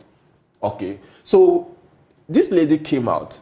I was even in the car, granted that all of a sudden she stood in front of the media. Some media people they were not allowed inside, so they were standing outside. She said, "The youth organizer is stuffing the ballot box. We will not agree. He's stopping the ballot. The youth organizer for Nalero." Come to think of it, 28 people on the register going to vote. Who will even imagine someone going to stuff it? So even the bystanders, the youth and supporters of Dr. Mahmoud, who were outside, did not even understand what she was trying to arrive at. She spoke for close to 1 minute to the media. Then they realized that when he started mentioning the youth organizer and who they know is the supporter of Dr. Mahmoud Bawumia, then they started moving closer and was like, what will you do? Like that kind of exchanges were taking place. Then they even were trying to. So at the moment, I even paused the interview and I told them that please do not do anything to this lady because if you attack this, it's going to be the dent on the otherwise peaceful election that's going to be held in Nalero or in the Northeast region. No one touched Mr. Ken Agyapong's candidate whatsoever. In fact, that lady was not even the agent. The agent sat through the process. We have pictures of the agent sitting through the process, and no one even questioned or no one raised an issue with the agent. The agent name was Mr. name was it Ganu or something. So nothing happened to Mr. Kennedy Agyapong's candidate. But so if you could do that to one individual, the feeling is that it could happen to Ken's agent as well, isn't it? So you see, it could happen, but it also depends on whether or not the conduct of the agent was provoking of other agents. I mean, does it really matter?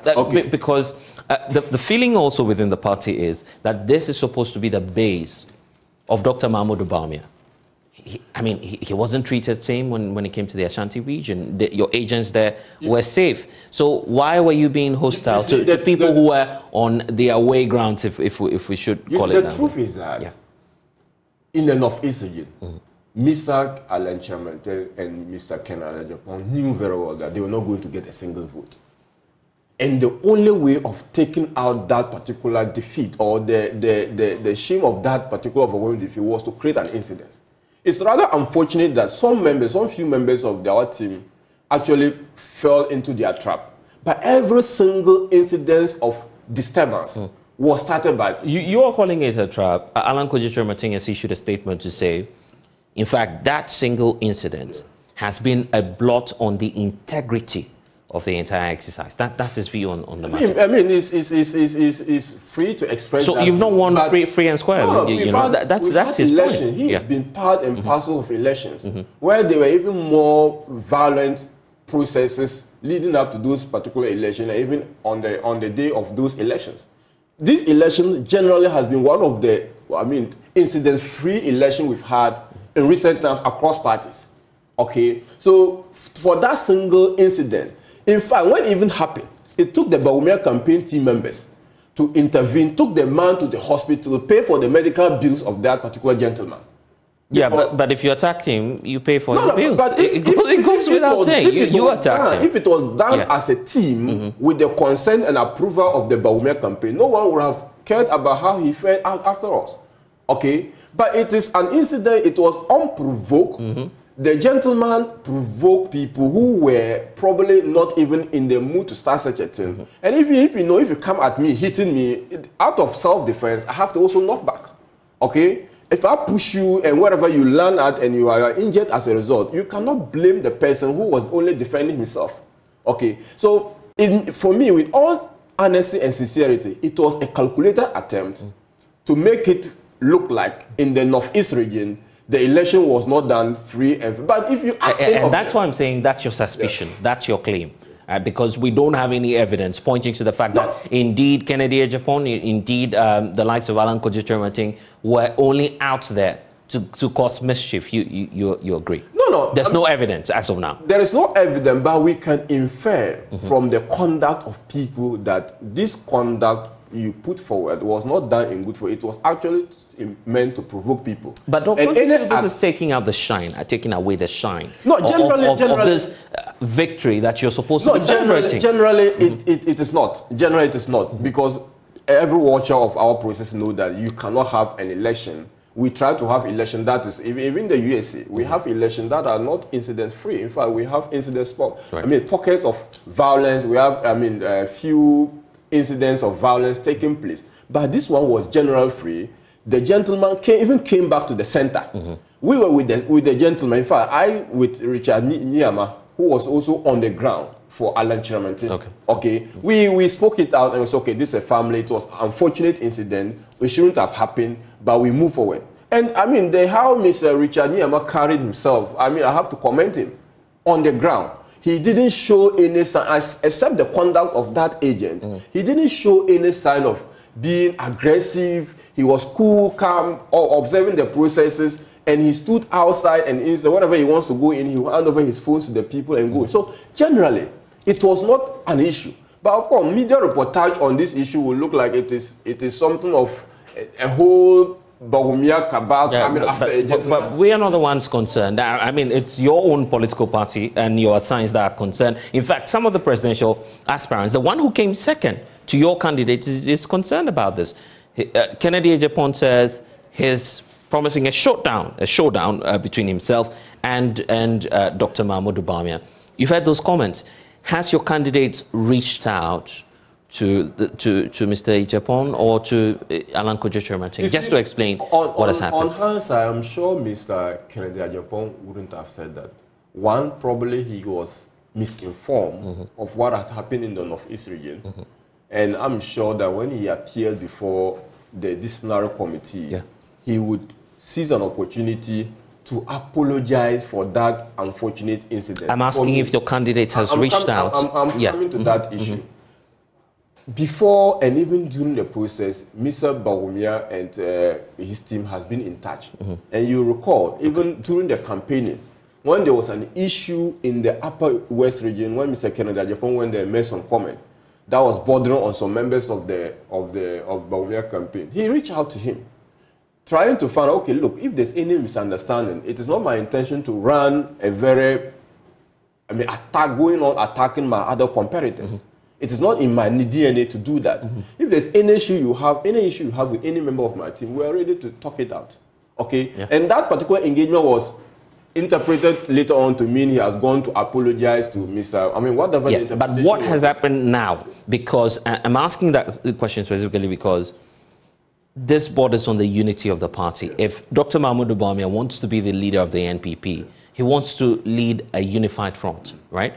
You don't want to lead a party that's in disarray. Has he reached out? At least you've confirmed that to Valan Kojo-Kyerematen. Has he reached out to Mr. Kojo-Kyerematen? Has he met with Kennedy Ejapong? What information do you have? Yeah, so I'm not privy to any fiscal meeting or engagement with Mr. He's never met Kennedy Ejapong? No, I'm not privy to. He might have done that, Yeah. and that probably will not be brought to the known of the team because there are certain things he wants to handle at personal level. Okay. That is within the right of Dr. Mahama, you're sure Vice President I'm sure did the not Vice meet President Kennedy Ejapong? probably would meet Mr. Kennedy, but I'm saying that if he meets him or he's not going to meet him, it is not known to me. So he's apologized to him?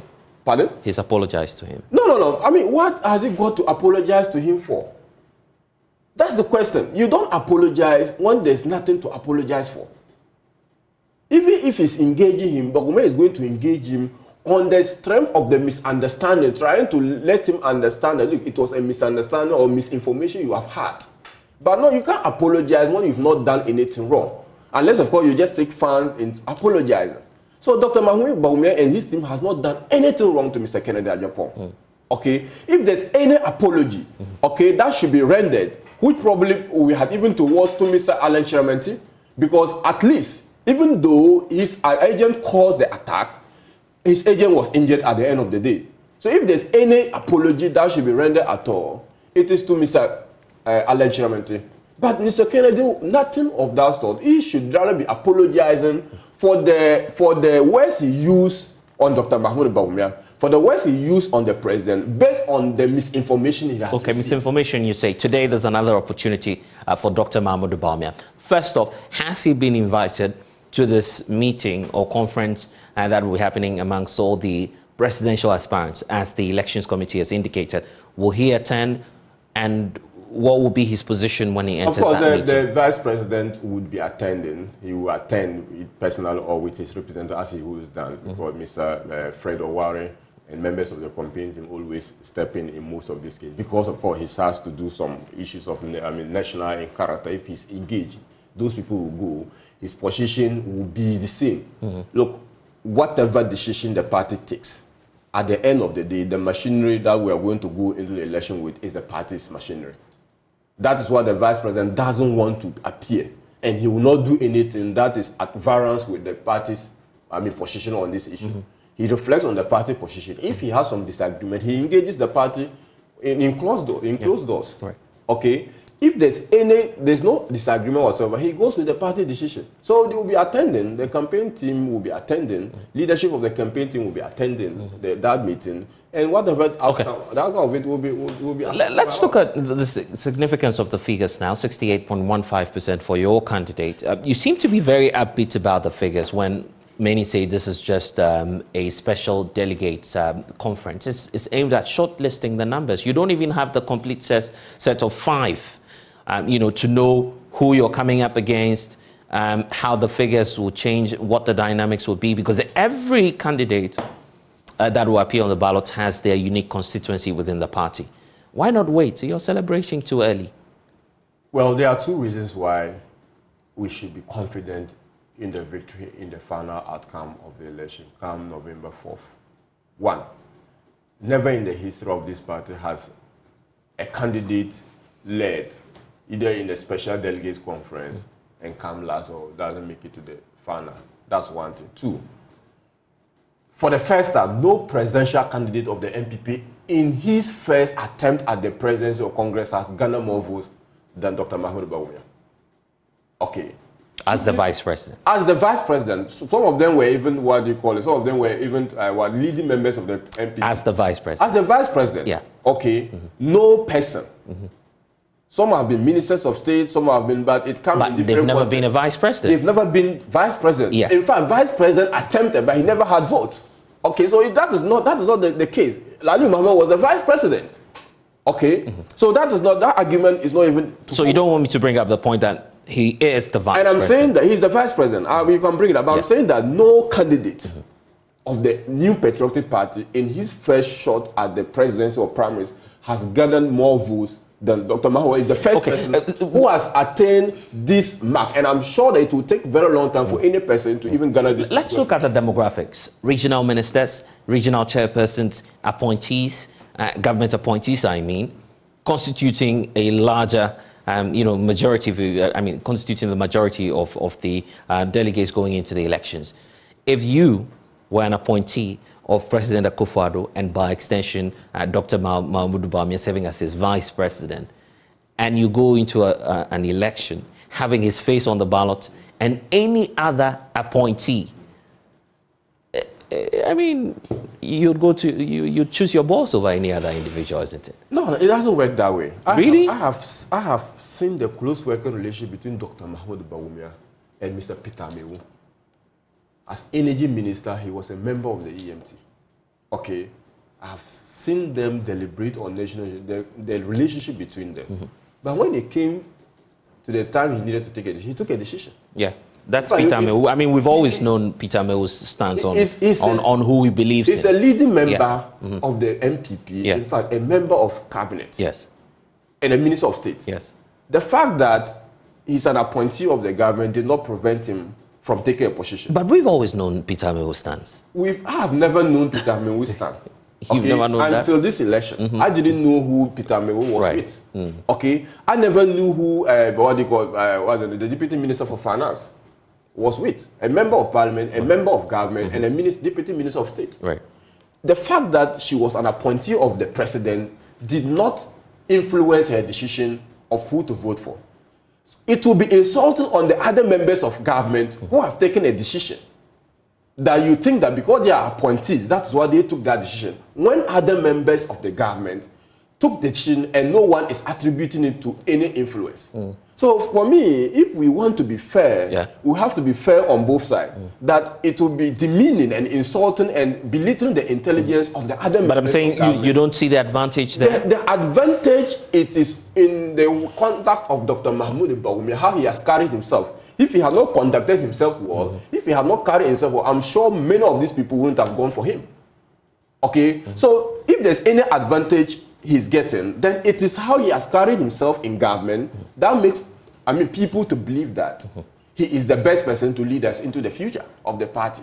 Okay? So any advantage being peddled around, it is inherent in the nature, in the character, in the conduct of Dr. Mahama Bawumia and his competence that the people have so assessed, believing that he's the best person to lead us. We've heard from some of the members of the Allen campaign pointing to vote buying, influencing the people and inducing voters with, or some of the delegates with a lot of cash, 50,000, 500,000, 200,000, you name it. You tell me, obviously, that you didn't spend money, spray some cash on the delegates, but this is their cocoa season, as you term it, within a political party, isn't it? You see, I'm even quite surprised that people who initially were hesitant to support Dr. Mahama Bawumia, citing reasons that to run a presidential campaign, you need money, and that Dr. Mahama Bawumia doesn't have the resources to pursue such an election, are now saying that Dr. Mahama Bawumia campaign is rather vote buying or engaging in some vote buying. It's surprising because in one breath, he said the man doesn't have money to conduct an election. This is the vice president we're talking about. On another hand, the same person you are saying is buying vote. Where would the vote, in one breath, you are saying that they are using government machinery. Okay, because they are appointees of government, that's why they are voting for the Dr. Mahama. And on another breath, you are saying that because he's using money. You see, there's contradiction. You can't one breath say that, look, because they are appointees of government largely, that's why they are following Dr. Mahama Bawumia. And now you are going to say again that because he's using money to influence them. Added advantages, isn't it? You see, no. You are vice president, you have a lot of money, you have a lot of cash, spend it on the people and get the votes. The fact of the matter is that if I have given you an appointment and you are a member of government and you are getting salary from me, no amount of money should suffice for you to take a decision contrary to the fact that someone has given you some livelihood, if you like. Okay, so that argument is wrong. In fact, we have even had reports of people defying the domestic laws and paying people in dollars. Oh, really? Okay. Which official account do you have on that? Of course. I mean, other candidates. How much is involved here? Other candidates. Okay. We're spending dollars? I mean, other candidates spend dollars much? Just to ensure that they show up their votes. How much did you hear from other candidates? Yeah, but how much did you hear? I am saying that other candidates. How much was involved? I am saying that other candidates spend money. Yeah. How much was involved? It is for those people to come and tell you how much we spend, because they were different from. But we have evidence of people, but the people were resolute. They were never influenced by this. Dr. Kabiru Mahama, you're raising another claim here that some camps were using dollars. How much was involved? I am saying that members of other campaign team of our adversaries try to influence with dollars. Defy domestic wars and even try to influence delegates with dollars. How much was involved? I'm saying we shouldn't be going to the details. But you're not answering my question. How much? Yes. I am exercising caution regarding the answer to that particular, because one, those people, until they come to confirm that we really use money, it is going to be mere an allegation we have had. Okay. And the evidence vote buying is a criminal offense. Why not report them to the police? It's just like, why didn't they report that? The people who are saying that we use money, why didn't they report us to the police? But if you have evidence, you can do same. It's the same thing that we would ask them, that you are saying we are doing vote buying. Why didn't you report us to the police? But you see, my major things are attempt at influencing people with money is one, and the people being influenced is another. Okay. I'm happy that generally, people have not been influenced by money in this election. I see. Generally. Okay. And you're confident about that? I am very confident in that. And I know people, like in the northern region, people took a decision. Like, this is my candidate. This is the person I have known all these years of my life. Dr. Kabiru Mahama, the science and the data may not back you on this point. You have the likes of the Center for Democratic Development, CDD, doing their, analysis on the political cost. You understand that better because, obviously, you have your background in academia. There's a cost, definitely, of running or deciding to run for the top spot. Of course, there's cost. And it's significantly high, you agree? Equate that necessary to me vote by. Let me give you an example. How else will the cost come? Yes. If you are bringing people from various locations to a centralized point, you have to pay for their accommodation sometimes. You did? Of course, you need to pay for accommodation of some of the delegates. So you camped some of the delegates? Not to camp them. You provide them with something small to cater for their accommodation. You need to feed them. Okay? But that's not supposed to be the job of the candidate. That is supposed to be, because in other candidates should have contributed probably money to the party to handle this thing. Okay? But in a situation where the party is financially handicapped, candidates will have to step in to show their modest contribution and support to various delegates. So if it comes to that, you agree that the vice president has an upper hand in camping more candidates as opposed to the others who were just... Vice President, I'm saying that you are even using the word camping. I'm saying that... but how else would you want to call it? I'm saying that people have been... We're giving accommodation. Whichever way you come to them, you gave them accommodation. I don't think that the Vice President would have an advantage. Look, the only way I can admit and say that the Vice President will have advantage is the goodwill, the massive goodwill the Vice President had, and that people will step in and do some of this. Okay, I get that. But Dr. Kabiru Mahama, the Vice President is not Father Christmas. He's a politician. You work for him. Let me give you an example. If I have the wherewithal, and people are coming to the Northeast region to vote, and I know I am a sympathizer or supporter of Dr. Mahama, you would pay for him. Look, without even his knowledge, I would make sure that I make the delegates comfortable so that they will have faith in me and in Dr. Bawumia to do what we expect them to do. And that's precisely what you did. We all agree. I would do. So but that's precisely what you did. People doing that and sponsoring candidates is part and parcel. We only have to be asking of the transparency of the campaign financing process, but not the campaign financing itself. There's absolutely no problem if Dr. Bawumia is going on with the campaign and people decide to donate money or to support the process. We may only be asking for transparency. Let's know how much is coming in, how it is spent. But there's absolutely nothing wrong if people, the Vice President, out of so much goodwill, people are coming in to support him. Okay? So that argument of the Vice President advantage, of course, he has advantage. And the advantage is because he has conducted himself. people like him. People feel that the future of the MPP, our collective survival, collective future, depends on his ability to clinch on into the to the presidential. And that's a crucial point you're raising, and I'd like to take your thoughts on it. The president himself coming there to vote at the national headquarters of the NPP over the weekend. I suppose he voted for Dr. Mahmoud Bawumia. I don't know what you think as well, with the president casting his ballot over the weekend. I think if the president wanted the country to know who he would vote for, he would have mentioned, because he's a Democrat and he believes that, look... Yeah, but your hope is that he would have added... That is my hope. And to have the president of a republic, to vote someone who has been through several elections since 1998, he's been part and parcel of any election of the MPP, having his faith and belief in a candidate is something significant. I hope so. I hope he did vote for a candidate. That's just by the way. We're hoping that November 4. We hope that November 4. And I have no reason to doubt that the president would not have faith in Dr. Mahmoud Bawumia. I see. But what's instructive is that the president also made a very significant comment over the weekend, pointing to the fact that yes, he's admitting the challenges we have, except to say that the party, the NPP, will now have to decide on the best candidate to take the country out of the economic woes, or I mean the meltdown that we see. Your candidate, Dr. Mahmoud Bawumia, cannot run away from the responsibility. Why then do you think that over 200,000 people would say, I mean, this is someone who worked with the president, took us into an economic turmoil, and should be the one to take us out of it? That's the question I will confront Dr. Mahmoud Bawumia as we go into the November 4 elections. How do you deal with that? Yeah, Dr. Mahmoud Bawumia has never run away from the economic challenges. In fact, if there's any single person who's been bold enough, even in difficult times, knowing very well that he has a future ahead of him, knowing very well that there may be election, on the horizon, without fear of the implication of what it means for his candidate, just stood up to the occasion, defended the party's record. He's gone around the whole country defending the party record.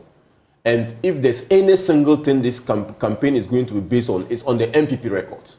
It's one of the cardinal, most significant determinant. And if there's no person among them who can defend the record, you have no business being our candidate. But now the boss of Dr. Mahmoud Bawumia says, I admit I can't solve your problems. Someone else would have to deal with that. I'm saying that's the business. If there's any person among who cannot defend the MPP record, you have no business trying to lead the MPP. That's the first. You're not here to defend. You're here to solve problems. I am saying that. And the president says... You must tell us, the Ghanaian people, what you are able to do as a party. That when the people give you another mandate, you will do more and correct some of the challenges or some of the mishaps of your government. That is what I mean by defending the government.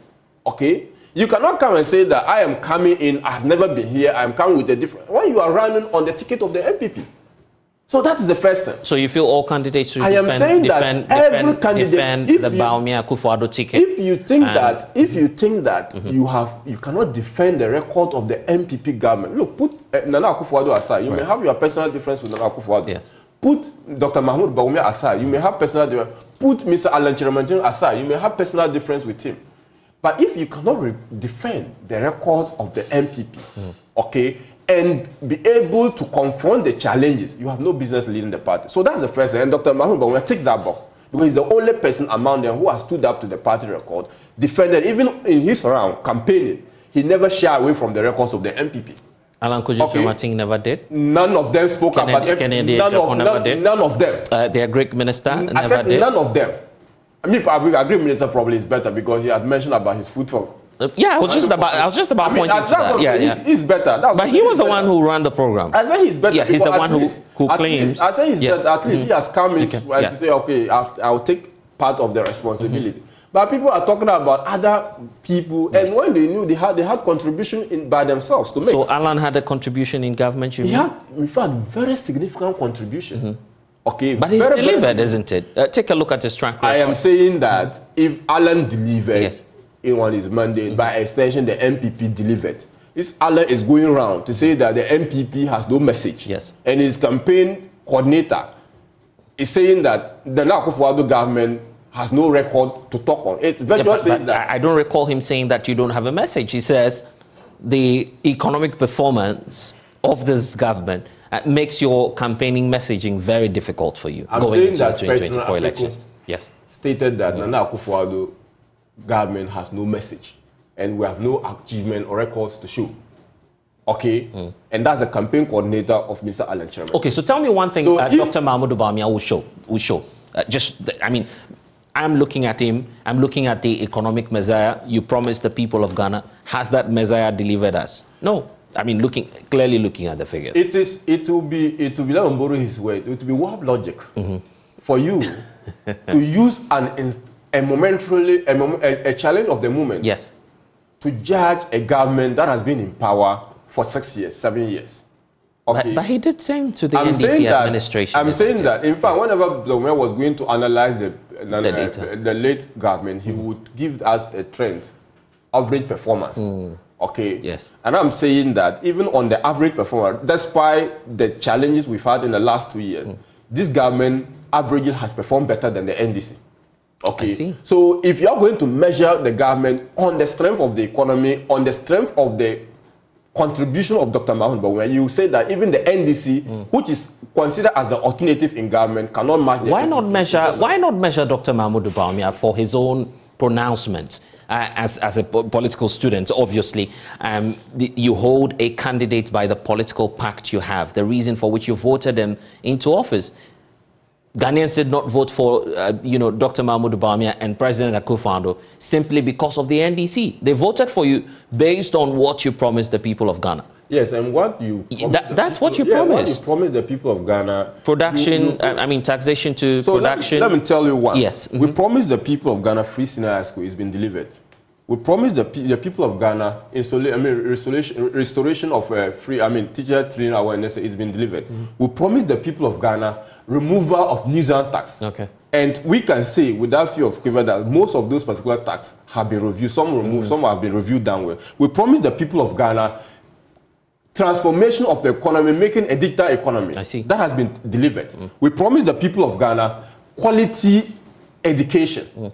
Apart from free senior high school, that has been delivered because performance of students has been on the incident. We promised the people of Ghana agricultural prospect. Okay, yes. That has been delivered because our food self-sufficiency has been increased. And in fact, Ghana has been made is one of the leading exporters of yam in the whole world. Right. That has been delivered. We promised the people of Ghana national unity and cohesion. Generally, we've had a very stable country. Okay, we promised the people of Ghana growth. Okay. We said that we're going to move from taxation to production. Our average growth is far more than that of the NDC in government. Yeah, but you haven't achieved the optimum. No. We are saying that these have been the promise. And why not look at it this way? You promised the people dams. The dams are drying up. No, I'm just also giving you an alternative. We promised the people. We promised the people dams. Some dams have been constructed. Some of them have dried up. But some of them are serving the purpose. Okay? Yeah. It's the fact that I promise you A, B, C, D, and I'll be able to provide you with A, B, and C is not provided. Yes. You will be not you. Let me be careful with the choice of. Yes. You will not be fair to me if you try to jettison all the A, B, C I have provided, and you are focusing on the C. That is left to be provided. Okay. The basis of this is you want to improve the livelihoods of the average Ghanaian. The average Ghanaian today is within the economy that we find ourselves, and that will be the baseline, isn't it? The scorecard is not good for the NPP administration, whether it's borne by COVID or by the Ukraine war or by any other factor. The figures don't look good. We all agree on that. Even the vice president agrees. What we all agree is that momentarily, we are having difficult situation. That's what we all agree on. We all agree figures are not good. We all agree that as of now, things are not the best of shape. Worst economic performance? That's not the West. In fact, that's not even the West. That is not the West. That's not the West. Inflation high? That is not the West. In fact, that is not the worst performance in the history of the economy. Even inflation, even exchange rate, that's not the West. I'm saying that we are having an inflation of, getting to 54 at a point, and slowing down to 42. Yes. It is not the best. Okay. That is not the West. We've had a period of single-digit inflation in this country under this government. But you were not the first to do that as well. I'm saying under this government. But you were not the first to do that as well. Yes, we were not the first. In fact, and even that government was even not the first. But at least I'm just establishing the point that you were not the first. And I'm saying that we've had single-digit inflation. That was a period of respite. No one complained about that. We're having a very relatively stable currency than we have had in previous government. You may say we are not the first to have a stable currency, but in comparative terms, we are the best. Even looking at our currency being 11.5, to the dollar today. We are still the best in that regard. We are still complaining about no jobs, people being unemployed, and the government still need to do more. But this government has created more jobs than the previous government. We are still not the best, but we have done better than. And which figures are you using? Which figures? You know the figures that have been presented with the. We have figures with the Labor. Minister of Labor and Employment. The absolute jobs that have been created, over 2 million jobs have been created in 6 years of this government. You created NAPCO, the NAPCO beneficiaries. I'm saying NAPCO beneficiaries are not even part of those particular numbers because NAPCO, for all intent and purposes, NAPCO program has ended. I know, and that's why I'm asking you. So I'm saying it's not even part of the numbers. Oh, okay. Because at the time the Labour and Employment Minister was mentioning the figures, NAPCO was still active. Well, NAPCO was just on the level of 400,000 people. How many people for that matter? That is just a bit of it. But even that number, I think it was less than that. Yes, even lesser than that. So this is just we have created jobs in the security services. We have created jobs in the education sector. We have created jobs in the health sector. We have created jobs in other public services. And in all of this, Dr. Mahmoud Bawumia appears not to be satisfied with his own track record. Having served President Akufo-Addo, when he says that I'll be my own man. Yeah, he appears to be running away gradually. No. But by the time we're done with the November 4 elections, it appears Dr. Mahmoud Bawumia will come out to be a new, totally new, an independent candidate. Look, we have no business as an MPP government seeking to ask the people of Ghana to give another minute if we don't have a different vision for the country. We are going to campaign on the strength of that new vision. Because you've presented your vision. On the basis of that, we voted for you. You have fulfilled that particular vision. It is for the Ghanaian people to judge whether or not, absolutely, we'll give you 100%, 50%, or 0. But if you are coming to seek another mandate, you must tell us what are you going to do differently from what you have done. And that's what basically Dr. Mahmoud Bawumia said that, look, I am coming in with my own vision, a vision that is going to built on the foundation that has been laid by Nana Addo Akufo-Addo. He didn't say that my vision is going to be a total departure. I'm going to move away from the foundation. I'm going to throw away whatever has been done by Nana Akufo-Addo and start a new economy. He didn't say that whatever we have done, there's nothing to take out from it. He said that I'm going to pursue a new vision that is leveraging on science and data and the Internet of Things to build a new economy. Economy that builds on the foundation that has been laid by Dr. I'm looking at the scenarios now and possibilities going into the 2024 election. If you were a voter going into an election, having Dr. Mahmoud Bawumia, for instance, on the ballot, and the likes of John Dramani Mahama appear on that same ballot, and knowing that these are candidates who have all had the opportunity before, who are you going to opt for right now? My determinants is going to be one, opportunity. Who has had the ultimate opportunity? That's one. Really? Yes, that would be the first question I'll ask opportunity? Who has had the ultimate opportunity that at this particular time you have no excuse again? That's the first thing. Why should opportunity matter? Because you are just using as a big word. Both of them had opportunity. So once that is the issue on the table, I'll ask myself, yes, you've all had opportunity, but who has had the ultimate opportunity? I'll tell myself that John Mahama has had it all to make impact at the community level, at the ministerial legislature, at the legislature, in fact, at cabinet, as deputy minister, as member of vice president, and as president. And when he was doing all of that, Dr. Mahmoud Bawumia is on record to have said he's incompetent. That was the reason why he was voted out. So if you are voted out as a result of incompetence and you are coming back, what are you coming back again? Yes, so now we compare the competencies, isn't it? No, someone has been booted out. Yes. As a result of being incompetent. Yes. And you are bringing the person to match someone who has delivered better than him as vice president and is taking opportunity to serve in the penultimate person as the president. Okay, it is a mismatch. It is not even a basis for comparison. You promised a single-digit inflation. You haven't delivered that. You promised, to transform the economy. Here we are today. Infrastructure. You promised a lot more. That is all the basis. Yeah. You look at what John Mahama had promised and what we had promised. Now we look at what John Mahama has promised. But you said we said the two of them will be on the table. Yeah. We'll look at just drawing a scenario. Yes. So that scenario is what is going to be the basis for our discussion. Yeah. We'll look at what he had promised and see what he had delivered and what the government of the MPP promised and what we have delivered.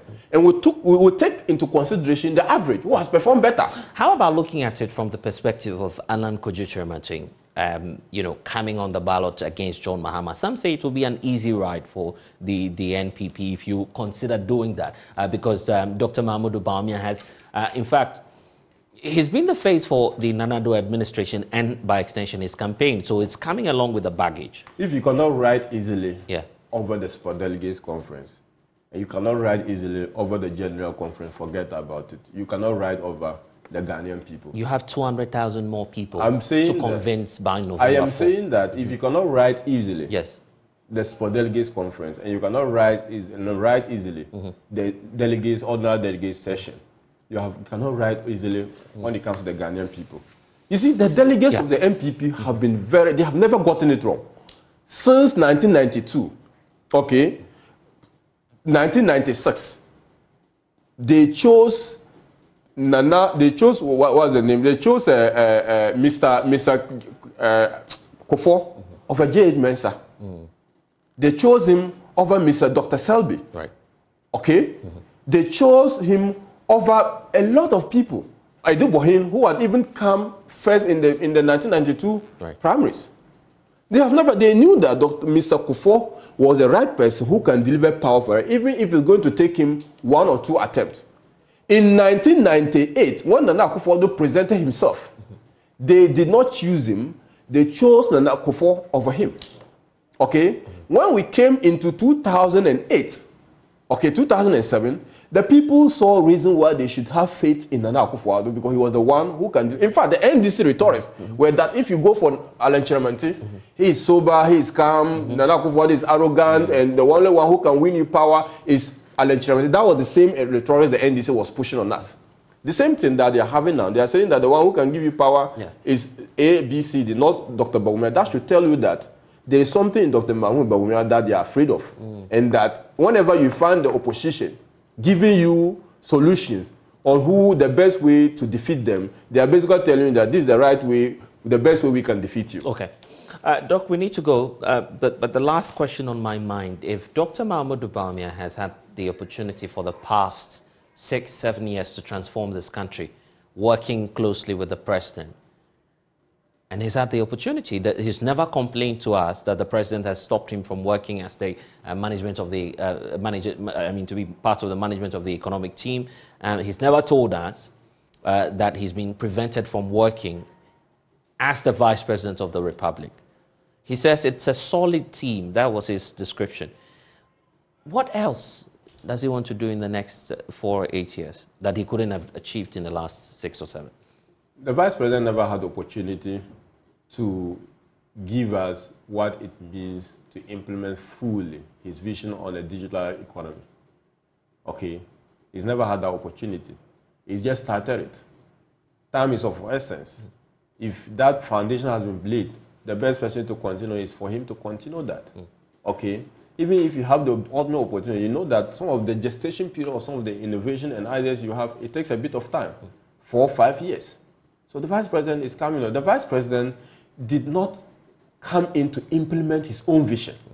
And I've always said that, and it will be it would be naive on our part to think that the president, having started this process in 1998, did not have his idea of how he wants to run the country. And you think that that should be enough. That should be subsumed. Dr. Mahmoud's vision should be subsumed under the president's vision, and that he should not be a man of his own. He should not think of anything. I haven't different. said that. I'm just saying that by inference, by inference, people are thinking that because he served with, I'll just give my macro example. The fact that you serve with multimedia does not mean that if given opportunity to set up your media company, you will not do things differently from what multimedia. I'm not to suggest that they are not doing things well. I'm working with multimedia. Yeah, you are working with them. Yes. For the meantime, you share your ideas with them. But there are certain things you will feel stronger that they should be implemented. But because of policy decisions, you cannot implement them. Because of strategic plan of the multimedia group, you cannot implement them. You will take your own strategic plan and push it forward. And that has been the same thing for a government. So I think that, which is how we should be seeing Dr. Bawumia in the context of the context we are having. You have a long way to go. Let's wait to see how the November 4 elections will go. You're very confident, and I can see that from your posture, that after the weekend's victory, you're poised to do more before November 4. So we wait to see what the outcome will be. Grateful. We are still asking of the delegates. Yes. Now, the chicken is coming home to roost. I see. And their wishes would be made. No, I mean, their wishes will be fulfilled on November 4th. Yeah. And we shouldn't lose this opportunity. I've said it's a golden opportunity. Yeah. This country has never been presented with this unique opportunity as a party for the new patriotic party. Yeah. And I think that we will do whatever it takes. The Bawumia team would go to the people, would ask of them, would appeal to them, would demonstrate our competence, would demonstrate our humility, temperament to lead this country, would demonstrate our non-parallel experience in government and in working for this government, even in academia as well as in the work field. Right. We'll demonstrate that. And at the end of the day, I believe they will give Dr. Mahmoud Bawumia the chance to lead this country. Okay, and we'll wait for that. Grateful, Dr. Kabiru Mahama, working with at the office of the Vice President, and he's a key member of the Bawumia campaign, working all throughout the weekend to ensure that Dr. Mahmoud Bawumia secured victory. The next phase will be this weekend before November 4, just to break that tie between Adani Nimo and the former Energy Minister, Boachi Ejakun. You're with us on the AM show on the Joy News channel. We're taking a breather. We'll be back with more.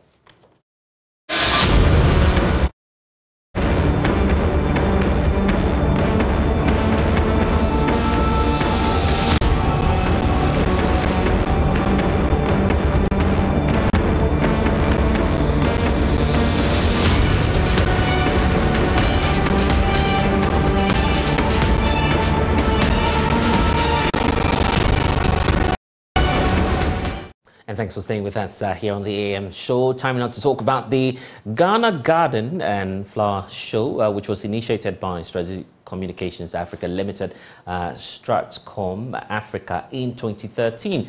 Through the show and the movement, Stratcom Africa seeks to facilitate change and in behavior amongst Ghanaians in relation to the environmental sustainability issues by creating awareness about the need to harness the nation's flora and fauna for national development. Guess who's joining us this morning? Sharon Enim, Marketing Communications Manager, Stratcom Africa. It's such a delight to have you join us this morning. You're looking flowery, actually. So let's get to it. And that's why many of us are excited about this. And I understand it's not the first time, actually. You've been doing this for the past 11 years. Why? Yes. As you mentioned earlier, Stratcom Africa is a total marketing communication agency. And the Ghana Garden and Flower Movement, which is the initiative which was started 13 years ago, has a flagship event, the Ghana Garden and Flower Show. And it's an annual event that allows us as Stratcom Africa to use our communication expertise to create awareness by promoting the horticulture and floriculture of Ghana, and to also use it to sustain our environment, which is very, very important to us as an organization. And How many people will this event attract, and will this be open to the general public? Yes, this event is open to the general public. When we started the initiative in 2013, we had about 1,400 people. And just last year, we were able to grow to as much as 28,000 people. And this year, we are looking forward to attracting many, many more people. And we would say that interest in the show is growing. We have more people paying attention to the messages we are trying to put out there when it comes to promoting our floriculture. Yeah, and I mean, it's fair to say that, yes, if it's about sustainability, it's a good conversation to have. But how about the individual level? What's the benefit to the individual if I get to be a part of this flower show? Yes. So the great thing about Ghana Gardening and Flower Show is that there has been global conversations about environmental sustainability, climate change and everything. But this show is actually a practical solution where individuals can take the action, come to the show, buy a plant, buy a flower, learn about the different species of plants, learn about how to care for these plants. We have various workshops and master classes that educate people on planting, on gardening. So when you come as an individual, you will benefit from all these things and you'll be able to contribute to fighting climate change. I'm sure that there are some people watching us now, operating eco-conscious groups, some from civil society, some who have even gardens that, I mean, for themselves. How can they be a part of it, either by doing the exhibitions themselves? Yes, for the exhibitions, you can call us to book a stand. You can visit any of our social media pages or our websites and send us a message, and via email as well, to book a stand to join us. And also for individuals, you can just walk in. It's a free event. Okay. You can just walk into the Afua Sutherland Park from the 30th of August to 3rd of September. It's a 5-day exhibition and we have so many fun-packed activities. So you can just join us or give us a call and we will definitely give you a place or make you a part of the show. And for persons who may want to spend some family time there, is that possible? Yes, it's possible. The great thing is that actually on Saturday we have a family fun day. So the whole day there will be games and fun. Then in the evening we have a drama night, a play by Latif Abubakar, Thank God for Idiots. And then even on Friday, we have a music night where people can have fun. We have youth conferences, and we have so many fun activities for children as well. So this is looking like a whole festival already. It is. But as we look forward to the event itself, what would you want our viewers to know as to why they should be a part of this and why the Ghana Garden and Flower Show is so important to our national development? Yes, so I'd like to say that the theme for this year is Green Fusion, collaborating for climate action. We are aware of the harmful effects of climate change. We are seeing it every day. We have very extreme weathers, and some places have very extremely cold weathers. And it is very important for us to be a part because we are mobilizing individuals to take action for climate change. And we are encouraging everybody to be a part of it. And we are encouraging you all to take the bold step to own a plant, conserve our environment, protect the environment. Yes, so we are encouraging all of you to be a part of it. And speaking about the green agenda, will you be distributing some seedlings or maybe, how's it going to go like, or people would have to buy actually? Yes, we have exhibitors and this is one thing that our platform has been for, to help grow businesses in the floriculture and provide job opportunities as well as income generation and for economic development in the entire nation. So everybody coming in is also contributing to the growth of the industry by patronizing these individual businesses that we have on board so that you also patronize them to grow the country economically. Then you also play your part in helping to fight climate change and conserve our environment. Wondering what's your favorite flower? Okay, my favorite flower is actually Sansevieria, and it's actually a very good air purifying plant, and I actually like it very much. Okay, you choose yours when you come to the fair, and we'll see you there again, I believe. Any final words as we wrap up the show? Yes, quickly before I go, I'd like to acknowledge our sponsors and partners who have been very generous to us and helped us organize the show. I would like to, allow me to read them out. I'd like to acknowledge Stanbic Bank, Molders Group, Ala Foods, Interplus, Republic Bank, Veritas Capital, Ghana Interbank Payment Settlement System, GIPS, UMB Bank, Hollard Insurance, Eurocare, Go Cows, Voltec, Polytank, N2E, Ewa Foundation, and most importantly, WFP World Food Program. We are very grateful to all Indeed. our sponsors. We're grateful to all these people, and to you, Sharon, for joining us this morning. We're looking forward to the Ghana Garden and Flower Show. You need to be there for Sutherland Park. For Sutherland Children's Park from Wednesday, 30th of August. So tomorrow we have our grand opening, and we are going to be there until Sunday, the 3rd of September, which we will climax with the Israeli Green Innovation. And I hope that's not too late for anyone to still join. No, it's not too late. You could be a part of that, and make sure that you reach out to Sharon and the team. They'll definitely help you out. We'll be back. Okay.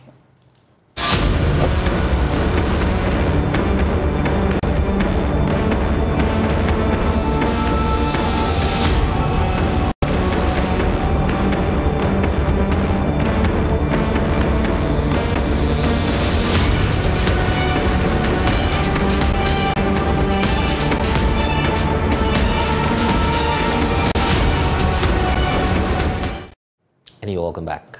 Let's talk about Endpoint Homeopathic Clinic, because they are offering a free prostate screening and free female fertility screening. And the location of that facility is there on the Accra Spintex Road, opposite Shell signboard, so you can get them here in Accra. But for those of you who are watching us in Kumasi, you can get them somewhere around the Kronom Bawumia behind the Angel Educational Complex. For those of you in the Western region, you can find them in Tadi. That's the Anaji Estate, Tema Community 22. For those of you around that enclave, and Techiman as well, you can get the clinic there. It's at Hansua around Isiama Nzima. So you can call the Endpoint Homeopathic Clinic on 0244 867 068. You can also reach them on 0274 234 321, and you will be in touch with them. And Endpoint Homeopathic Clinic says that the end to your chronic diseases is with them. But we know that water is life. Wake is a premium purified water treated through a strict purification process to ensure that every bottle on the market refreshes you better. They have the perfect sizes for all of the purposes that you can think of, 330 ml and 500 ml bottles to fit your pockets and bags, 750 for the heavy drinkers, and 1.5 liters for those who always want more. They also have the 19-liter bottle, and that's very ideal for homes and offices as well. So all you must do now is to drink Awake Purified Drinking Water, and wherever you go, just choose a bottle of Awake Purified Drinking Water today and get a quality hydration system. It's very necessary. Awake Purified Drinking Water, one for life. So remember, for every bottle that you buy, an amount is also being donated to the National Cardiothoracic Center, another quality product by Casapreco Company Limited. And if you want bulk purchases, you can reach them on 0262 351 251. So 0262 351 251. And this advert is approved by the Food and Drugs Authority. And so that's it for Awake Purified Water. But don't forget that we're also having this big conversation around dealing with our high import bill when it comes to rice importation, because government has launched the phase 2 of the Planting for Food and Jobs campaign, which is targeted to reach out to some 1.2 million farmers. But how is that addressing our needs when it comes to cereals, especially rice? Because that's one of the highest leading the imports bills that we have as a country. And there are significant examples that we can point to from across the world. But here's what you need to know, that in 2020, rice was Ghana's third highest import, with a whopping import value of some $391 million, only behind refined petroleum and car imports. So you have some of the items there: refined petroleum, car, rice is coming through in that third spot with a red bar graph for you, just to indicate the levels that we have. $391 million is the amount involved, just coming close to cars. It tells you how dependent we are on that sector in terms of importation of rice. There's also refined petroleum. So taking a look at how, these are all key utilities for us, it appears that rice is also featuring on that list. But it's not really beneficial to us as a country, because the government spends as much as some 6.874 billion Ghana cedis on the importation of rice. We could have saved that within our domestic economy. That would have transformed a lot of things for us. But looking at the journey from 2017 to where we are now, it's not helping at all. And according to the data from the Ministry of Food and Agriculture, total rice consumption in 2020 amounted to about 1,450,000 metric tons, which is equivalent to some per capita consumption of about 45 kg per annum. And it's beginning to raise concerns about how the country can significantly deal with that, looking at the fact that when it comes to milled rice production, domestically, we're not doing much. Our maximum metric tons is somewhere around 622,000, as compared to the average that we see of some 401,000 metric tons. We also have the minimum production level for milled rice being 181,000 metric tons, and this is all sourced from the Ministry of Food and Agriculture. But you cannot, of course, talk about imports without juxtaposing that to our local production. Local production appeared to be dropping significantly. It did from 2012 or somewhere around 2013 to 2014. Then we began to improve the policies towards improving the production. It went up by some 54% all the way to 56%. And when we got to 2017, the figures began to drop again, pointing us to where we are now. But let's get to it as to how we can help address the problem, because this is very much of importance to our food security as a country. I'll be telling you about those helping us with the discussion shortly, and pointing you to my guests for today, who have immense experience when it comes to helping out some other industries to be food secure when it comes to rice production. Abraham Daona Odum is an agribusiness consultant. Yao Edupoko is the chairperson of the Competitive African Rice Platform, GH. And Anthony Morrison is the CEO of Agribusiness. Good morning, gentlemen. And let me start off with you, Mr. Odum, because you've had the experience of working in other territories, specifically Nigeria, because that's a good example for us. That country, has very, very strict laws when it comes to shoring up local rice production. How can we start learning the lessons from such economies and improve and shore up our production here? Good morning. Am I online? We're with you, sir. Okay. It's a matter of imagining how we want to do it, designing, then executing, and then creating what we want done.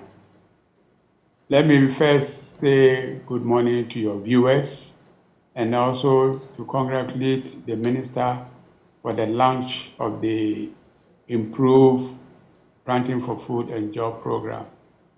I want to commend him for the effort that he put in by bringing almost all stakeholders on board. This is the first step. He brought almost all of us on board. We sat down with him, and then we imagined what we wanted to do with other food crops as well. And then he went to Parliament, and he went to Cabinet to seek approval. And that is what was launched yesterday. I want to commend him greatly for that effort. That is a first step towards the question that you ask. In Nigeria, what we did, we had a concept. We imagined what we wanted to do, and then we followed a blueprint. And because we followed the blueprint, we were able to achieve what was desired by the whole country to do.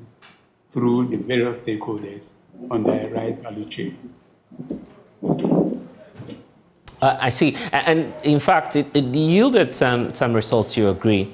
But then if we were to immediately kickstart that conversation here in Ghana, what should be on top of the agenda for policymakers specifically, knowing now that the Planting for Food and Jobs campaign is in its second phase, which the president launched? What is important is all captured in the document that was launched yesterday. In fact, at a meeting, we realized that we have to put the private sector in the forefront of the whole crusade. If we don't tackle the program from the private sector-led basis, we won't get any place.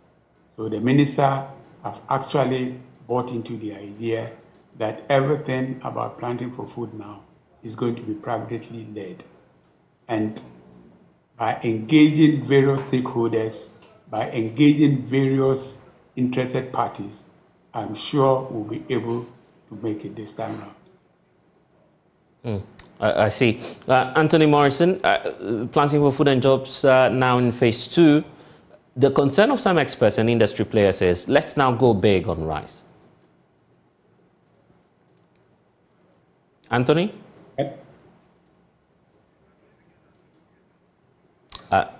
We seem to be having a challenge reaching Anthony Morrison this morning. But Mr. Yao Eduboku is with us. He's with the Competitive African Rice Platform.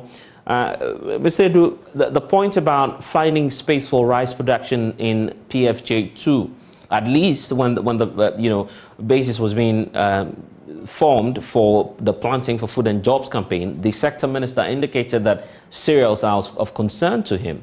How do we find a much more wider space for rice production as we roll out phase 2?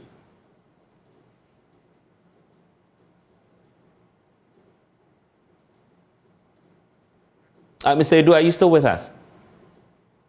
Can you hear me now? Loud and clear, sir. Yeah, I said actually the answer you are looking for is sitting right in front of you. That answer is Honorable Jumaud. He was one of the architects of the success of the Nigerian experiment. He lives with us. He is very passionate about farming, especially rice. So where do we get all these challenges from? But thank God, yesterday, the young, vibrant minister relaunched the Planting for Food and Job. But the first question I would want to ask, Planting for Food and Job, the first leg, where is the data? What did we achieve out of it? After all the funds that was spent in launching that project. That will inform us as to the next step that we are going into. But for once, I see almost all the stakeholders gathered around the minister, and that is a good omen. But then we need to get the minister to understand that if we need, for example, 100 cities to get a project done and done properly, 5 cities will not do the project. 10 cities will not do the project. We need to get at least 80 cities to 90 cities. And then we'll know that the project will come to fruition. So we are all with him and going to see what will happen with this second phase. Yes, we're all a bit about the second phase. And Mr. Odum, the point about having the farmers at the center of the policy. It's been a challenge over the years, the fact that we draw up the policies, we're not mindful of the unique, circumstances under which all of these small-scale farmers find themselves. That will be crucial for the success of this phase 2 of the policy. You agree? Yeah, it's true. You see, Poku was there in a meeting at African Development Bank where they wanted to do a phase 2 of a project in the north. And we went there, and it was like a doctor who has prescribed without listening to the patient of what must be done. So we all spoke against it. It was started by one professor. He wanted to find answers, and then the African development people wanted to dodge behind bureaucracy. Then we said, no way. You cannot sit somewhere in Abidjan and prescribe without coming to meet the stakeholders. This is exactly what was happening before. And that is why I'm commending this minister for engaging the stakeholders, because we are on the field and we know the challenges and we know how it can be done. So if you don't involve us, how can you sit in the comfort of your room and then do some prescription for us? It won't work. And if you do it and we are going to apply it, how do we do it? Especially when we don't know how you wanted it to be done. So the step that the minister has taken, like Oku has said, is the best way. And almost all of us who were part of the discussion, we have pledged our support. And that is exactly what we And for private sector investment too, would you say that what we have now is sufficient, or there'll be a need for much more to happen? Want to do for Ghana, because look at the staggering figures that you gave. Are poor. Mr. Oduma, I guess you missed that. I was just asking about private sector investment as well. Do we have enough here in the country, or there'll be a need to show up the numbers?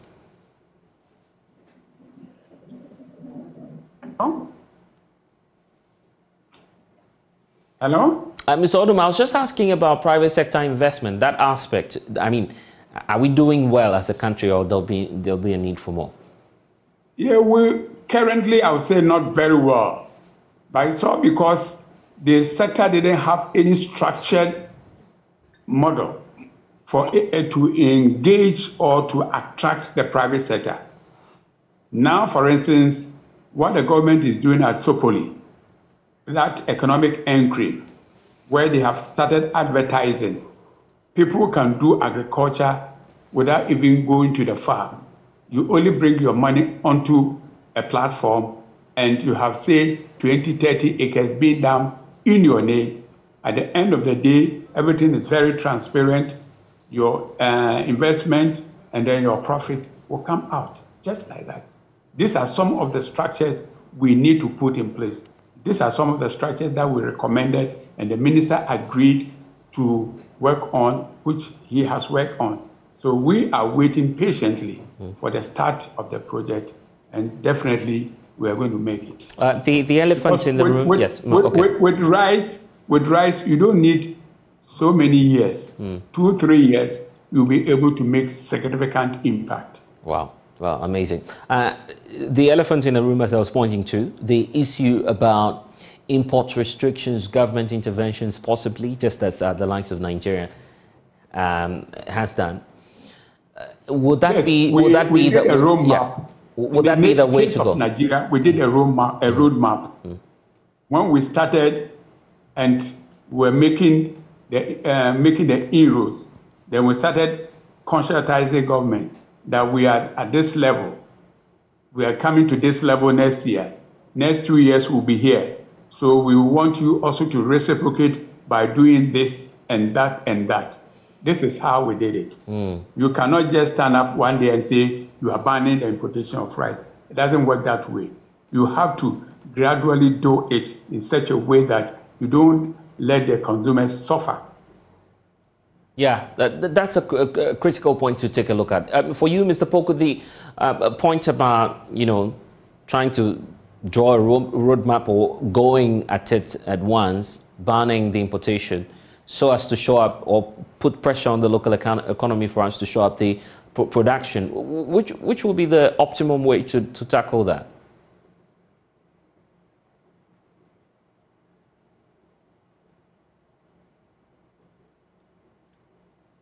Hello, Yao Poku.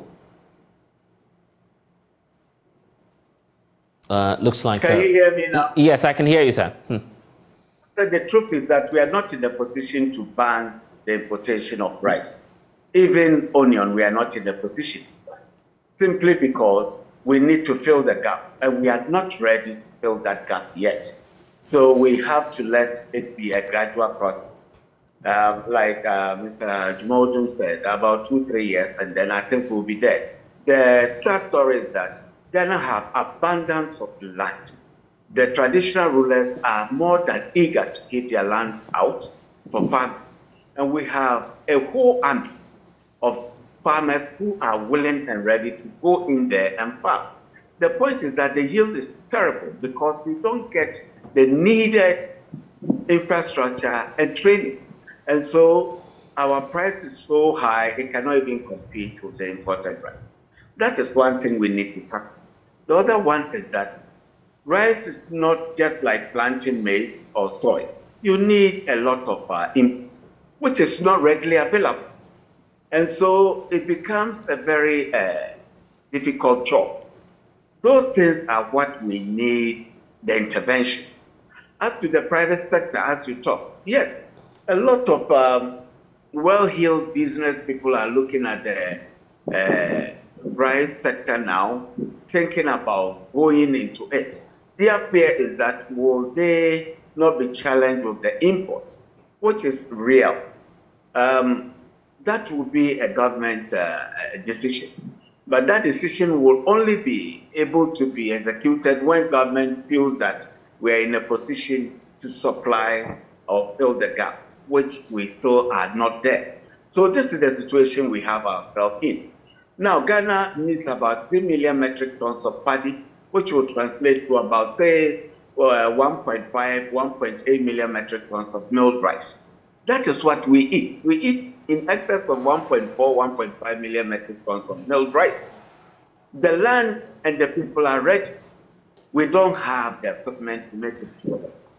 So if we are launching the PFJ2, this is where I will humbly plead with the minister to look at. Fortunately, he doesn't have to go looking for. Mr. Jumodum is there, Honorable Jumodum is there. And he understands the soil, he understands the crop. So it's just a matter of tapping into his experience. And then we'll get a very good program going, which will take out the $1 billion that we exchange our force for to bring right. And that will run into, it has a chain destiny effect. It will definitely go into maize, and then once it gets into maize, soy will follow, and then poultry will also be available. So that all this money that we take to bring in these consumables will find itself into the local economy and enhance the wealth creation. This is what we need to look at as a country. But the fanfare, the drum play, the media, that is not where we should be looking at. I am grateful the president himself was there yesterday, and we are going to hold him to the fact that this time it has to work. That young man is a can-do young man.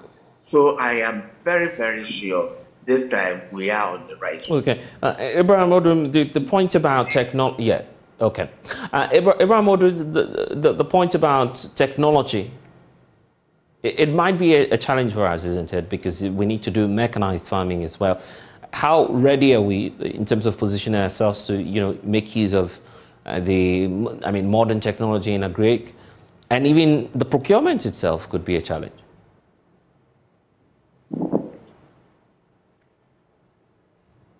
Abraham Odum, are you still with us? I say, what I said was technology. You are asking a question on technology. Yes. Is that not it? Yes, precisely. Yes. And I want to talk about Nigeria one. When we started, it wasn't too much emphasis on technology. Technology was done alongside the program in the gradual manner. Like Mr. Poku said, we have an army of farmers who are already doing it in the peasant way. If you aggregate them, in the case of Nigeria, for instance, we had 1.2 million farmers who were registered. We mobilized them. And then we said to them that we want each and every one to do a minimum of 5 acres. So 1.2 million times 5 acres, which you don't need too much technology, translated to about 6 million acres. 6 million acres, we are looking at a yield, like Poku said. If we are improving the yield to about, say, 2 tons per acre, then it means the 6 million acres times 2, you are getting 12 million tons. This is the kind of thing that we need to do, that immediately will not be cemented by this technology idea. The army of people currently available, some are doing 5, some are doing 10. We only need to mobilize them, ensure that they get the right seeds, ensure that they get the right fertilizers and other agronomical practices, and definitely we'll be able to do it. I am aware that a lot of the excuses go into the technology, irrigation. But I also think that we can make do with the current resources on hand to be able to make significant impact. Anthony Morrison, so in the long run, yes. In the long run, we can be handling the technology, because at the end of the day, if you are bringing the technology, it's a matter of improving the yield, making sure that post-harvest losses are minimized. This is all about technology. But I have a strong conviction that what is currently prevailing, if the logistics are provided, we'll be able to do it without too much emphasis on technology. You go to India. If you go to India, for instance, they do their cottage industry thing based on peasant people, and they are making big impact. Okay, let's hear from Mia Frimpong Ado, who's the Deputy Minister responsible for Agri. Fortunately, he's also joining the conversation this morning. Good morning to you, Honourable. We understand you're very, very busy and already on the grounds running for phase 2 of the Planting for Food and Jobs initiative. First off, since we're talking about rice production, how are you making room to shore up production, and what strategies do you intend to adopt this time around? Hello? Yes, Honourable, I was just asking about, the fact that we're talking specifically about rice production. We know that the PFJ Phase 2 has got to do with other sectors as well, but fixing that into the cereals conversation, how are you strategizing to improve yields and production within the country? Okay, thank you so much. Greetings to you and your co-workers. Yes, we're talking about this program, the PFJ from 2017 state, and we all know that we are dealing with the smallholder farmers from that point to this side. We did some review after the change of portfolio in the ministry. The new minister assembled a very good team, solid team, did lots of consultations with almost every stakeholder in the agric space. And we came out with this solid document that is going to take care of some of the shortfalls of the first PFJ, including what you're talking about, such as yield. Smallholder farming. The farmers have been feeding this country since time immemorial. But we realize that with the increasing population, if you still go on that tangent, the time will come not too far that we'll be hit with serious food shortages in this country. We've been fortunate that through the first phase of the PFJ and increased production, we've been able to have some level of food supply in the system that sustains us up to this day. But going forward, with the increasing population, now we are 32 million. If we still rely on these smallholder farmers, we may be overtaken by events. That is how come the emphasis is now shifting a little bit from the smallholder farmers to commercial agriculture.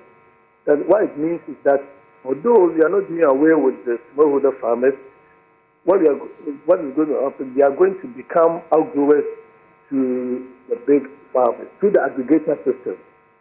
Once that is done so effectively, the input subsidy that used to be the case is now going to be turned into input credit.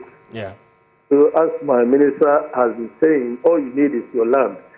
All the inputs that you require to become a farmer will be given to you through the aggregator system. I see, but of importance to us is the issue about high import bills when it comes to rice importation. Yes. Yes. How do you intend to deal with that specifically? Exactly. That's why I was coming to. Right. See, once we go into commercial agriculture, and mind you, in all those countries that have gone far with the agriculture, only a small percentage of the population are engaged in crop production.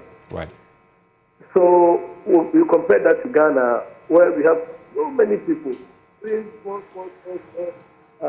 acreages around the country, struggling to feed us, to have a buffer that we all need to have. Then it's not the reason that we move into commercial agriculture, and where we get the production, the high production is this. The commercial agriculture, because it is well controlled and they go through very well rehearsed agronomic practices, the chances are that, and this one, there's an empirical proof everywhere, that the commercial farmers make the most of the inputs that are given to them, and they come out with huge crop yields. And that is what we are aiming at. The commercial farmers, we are looking at from 10 acres to the upper limit. Yesterday, we saw a certain farm, 2,000 acres. This is the kind of thing we are looking at. So once this is done, you can be sure that naturally all the inputs are given at the correct time. The aggregators are well equipped. They are linked to financial institutions, and we have all these things sorted out. What will happen is that there's going to be good harvest. Right. And once that is done, we are going to have a lot of process in the system that will go to feed industry. We have some for buffer. So what mechanisms have you put in place to, first of all, tap into the wealth of experience that some persons we have, you know, the various CSOs, individuals and human resources that we have across the country, just to tap into their expertise when it comes to production, boosting production, and what are you doing differently now just to achieve a much more beneficial effect? Yeah, exactly. You see, nobody is going to be left out in this exercise. Just as I indicated, almost every group that you can talk about in the sense of the agricultural space has been consulted. There was serious stakeholder consultation, and they can testify to that. Almost all the groups, if not all, including our development partners, the World Bank, FAO, yesterday, all of them were here. You see, buying into whatever we intend doing in this PFJ2. So we are assured of that massive support from all other stakeholders. Those who maybe inadvertently might have been left out, that we are going to engage everybody. Yesterday, the NDPC made a statement, and a very profound one, because whatever we are doing, doctors into the plans they have for this country, moving us from subsistence agriculture into commercial agriculture, that will ensure a lot of surpluses, and when mop up can feed industry, can kind of mop up, what do you call it, augment whatever you're doing in the school feeding program and all that. Buffer stock will be well established as buffer stock and all that. You know, establishing the warehouses, making sure that all the warehouses, an inventory is being taken at this time, both private and public. Every warehouse will have to know the location and all that. Then we can be sure that when the bumper happens, we can mop up, put in the warehouses system, but in the center of all this is the aggregator system. I thought that should have been the last one on my mind in terms of the questions that I have for you, but you cannot leave without talking about policy measures in terms of checking importation. Would you say that we're strong enough, sufficient in terms of rice production, and government at this point may be considering restrictions, possible ban on importation, just as we've seen the likes of Nigeria do? Yeah, whatever policy you want to bring out, you just have to assess yourself. We don't have the kind of muscles Nigeria has. That is the point. And we just say that because Nigeria has that outside ban, we are also going to do same. But there is a program. We have a phase-out program. It's a 5-year program that we launched yesterday. And that program has some benchmarks as we move along. Year 1, year 2, year 3, year 4, up to year 5.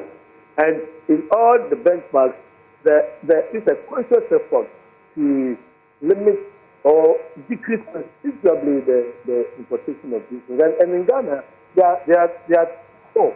If you take poultry, you take rice, you take onions, and you take tomatoes. These are the 4 key areas that we spend so much money in their importation. And they feature prominently in this new phase where we have 11 crops and then poultry. These crops that are mentioned, the rest of the crops that we consume in this country, they are self-sufficient, adequately self-sufficient. But these three, the 4 that are mentioned, they are the import heavy, and therefore we are conscious about that. And this new phase, everything is being done to limit considerably the importation of these items. Grateful that you've spent some time with us this morning. Alfred Mpong-Addo, Deputy Agric Minister, joining the conversation. Anthony Morrison is with the Agribusiness Chamber. He's also joining the conversation. Anthony, the point about shoring up production, it's not as though this is something that will just happen overnight. If we're to achieve that, from your chamber, where do we start off from? Well, thank you very much. I think that looking at our national priorities, of which we need to consider strongly areas where it's heavily imported areas. For instance, rice, poultry, we're looking at fat and oil, we're looking at fish. We need to take those things into consideration. And they're looking at the fact that the kind of amount that we spend on the food importation bill keeps growing up. Currently, we're looking at about 11.3 billion. We need to look at it and begin to make strategic investment into it. If you look at what the Economic Intelligence Unit has been telling us, I think that we need to focus more on an incremental budgetary allocation for the agriculture sector. If your food importation bill is in $11-point-something billion annually, and your investment into the sector is less than 1.5 billion, then I don't think we are doing the industry any service. Secondly, this PFJ2 is not also supporting youth involvement. I haven't seen a very strong pillar focusing on how we can increase youth involvement, knowing that we do have an overage population of farmers in the sector. We are also not this PFG as well is also not looking at the fact that we have challenges with our local seed industry, and quite often more, we import more or less 90+% of all our vegetable seeds. If you ask a lot of farmers within the grains and cereals, we import the likes of Anna, Lake, and what have you, and several others from India. And I think that there is a lot to be done. Yes, this PFJ spoke about the food or the price guarantee system. That is a major component. And I think that it cannot be integrated into this because it ought to take into consideration several others. And in fact, we also do have quite a number of challenges. First, on the side of government, how committed are they to this policy? How committed are they with regards to making the right financial credit available? How committed are they with regards to aligning some of these strongly to our national priorities And of course, we have a lot of government agencies implementing agriculture sector projects. Are we able to harmonize them and do a proper coordination so that there are no wastages, there are no corruption, there are no half-done projects or half-baked projects? And we ought to be making sure that monies or programs and projects that are brought in by development partners are actually achieving the ultimate goal and objective that it has been designed to achieve. So there's quite a number of things we need to do. Then also, we have seen that as a country, we kept talking about data.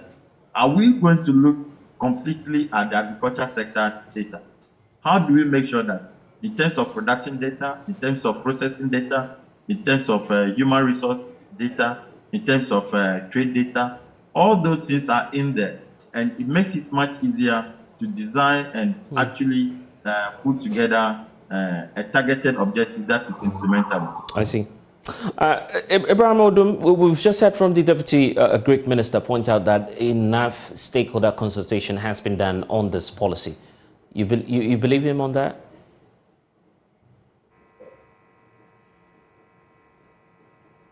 Ibrahim Odum, are you still with us?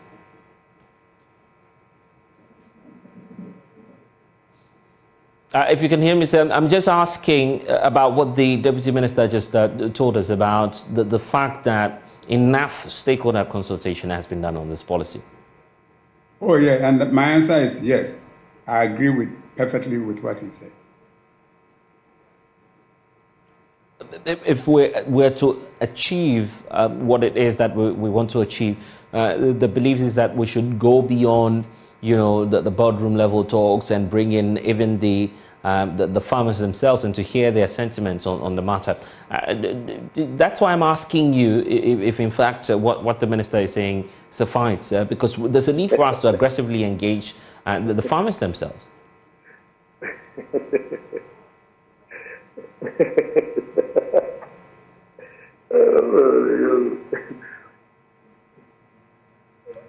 Mr. Odum? Hello, can I come in? Yes, this is supposed to be the minister? Yes. Can I comment? Yes, just go ahead, sir. Yeah, can I comment on a little bit of the youth aspect? Yes, as Anthony Morrison is talking about. Yeah, in fact, the youth component of this program is huge. As the president said yesterday, everything that they're doing, you know, when you want to attract the youth into agriculture, all they tell you is that I'm a fresh boy from school, where am I going to get this to start something? And we are saying that all you need is your land. Because you're going to have what we call the input credit. So everything that you require to become a successful farmer is going to be provided under this new phase. And therefore, if the youth within all the districts in this country are to take advantage of this situation, you don't even need to put things in black and white. It is so obvious. But the education aspect of it will be done, will be intensified after the official launch. We are now going to intensify the education at the national, the regional, and the district level, even to the community level, so that the crops that do well in every community, we try as much as possible, register with an aggregator, and that is all you need to do with your land area. That will be, everything that we are going to do is going to be electronically captured. So your farm will be captured, will be monitored from the national, from the region, and from the district. So the youth, this is their time, and we are going to start the sensitization and education for the youth to take advantage of this new program. And with the consultation, let me say a little bit about the consultation. A lot more consultations were done, especially with leadership. You know, for the farmers, for example, we cannot meet every farmer, but at least we met the Peasant Farmers Association. Okay. You see. So we'll be meeting the groups that are recognized, that have representation in all the regions. Yeah. And if you ask their leadership, they will tell you that in the last 4 months, we've had series of engagements with them. Okay. I see. And we're hoping that that will translate into positive impacts on the policy. Yao Edupoku, you have some final thoughts to share as we wrap up? I'll also come back to you, Anthony Morrison. Sir, and I would say that with the crop of leadership that we currently have at the agri front, I pray that it works. I know Honorable Yafrimpong. I've interacted with him. Honorable Jumodum is my chairman, actually. And Anthony Morrison, I belong to his chamber. So looking at the kind of interaction that we are having, it is very helpful. The point that we need to make is that at the end of the day, can we show the results of our labor? Planting for Food and Job phase 1. I am yet to see the data on paper that yes, we achieved this, we achieved that. Because we all know from 2017 to 2023, food prices never went down despite subvention. So I'm hoping that this time around, if we are talking about poultry, we should have poultry on the dinner table every time we need it, and at a good price. This is what we call that we have achieved our target. Right. And I'm grateful, Yadu Poku, for joining us. Anthony Morrison, you have any final concluding remarks on this? Anthony? Okay, we've lost Anthony Morrison as well. For you, Mr. Odum, as we wrap up, you have any final thoughts on this? Our attitude towards projects and programs must change. And I'm happy the minister is going to use people who are impregnated with a passion to achieve what he has desired to achieve. In Ghana, what we have done is that we come out with solid programs like this. We give it to people who don't have any idea about such program, and definitely they make mess of it. I'm happy the minister now has come out, make sure that he's getting the right stakeholders to support him. If we change our attitude, both at the ministry and at the private sector will have to become more responsible and responsive. If I say responsible, you are given a facility. You make sure that you apply it accordingly and ensure that you get results. That is where we'll get it. And then those our brothers and sisters in the ministry will have to make sure that they are giving room for the private sector to operate rather than maybe stifle the efforts of the private sector. Once these two things get on board with the passion and the awareness that we all have, especially COVID have drawn something to us. That if there's another COVID and we can't go out to buy and we don't have enough, how are we going to survive? I think it's enough wake-up call for us. So my conclusion is that the attitude of Ghanaian must change. Yeah, and we need to start from now. Grateful. I mean, we spent a very exciting morning with all of you, to Yao Dupoku, to Odum, and to the Deputy Greek Minister, and Anthony Morrison, for joining us this morning as we spent some time dissecting matters relating to importation of rice and also phase 2 of the Planting for Food and Jobs campaign. This is the AM show. We'll be back.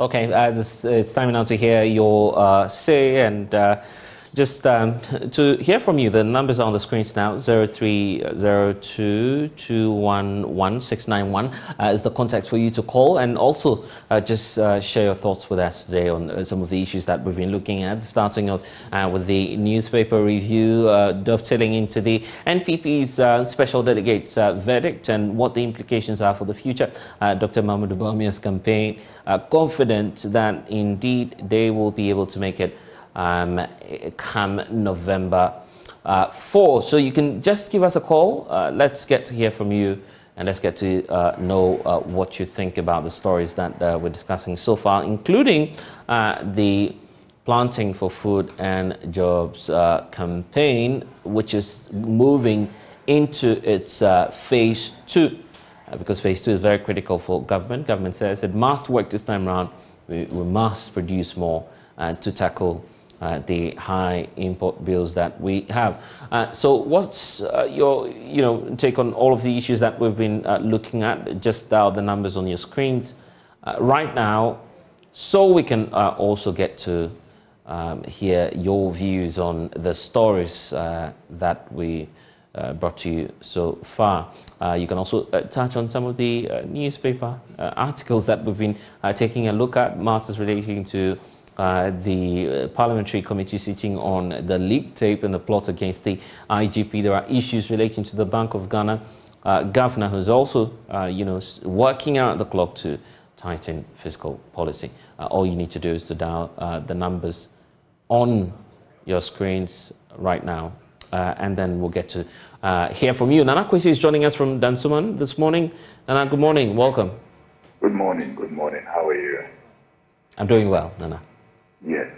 One of my biggest issues is I've always wanted if you guys could address it or look at it.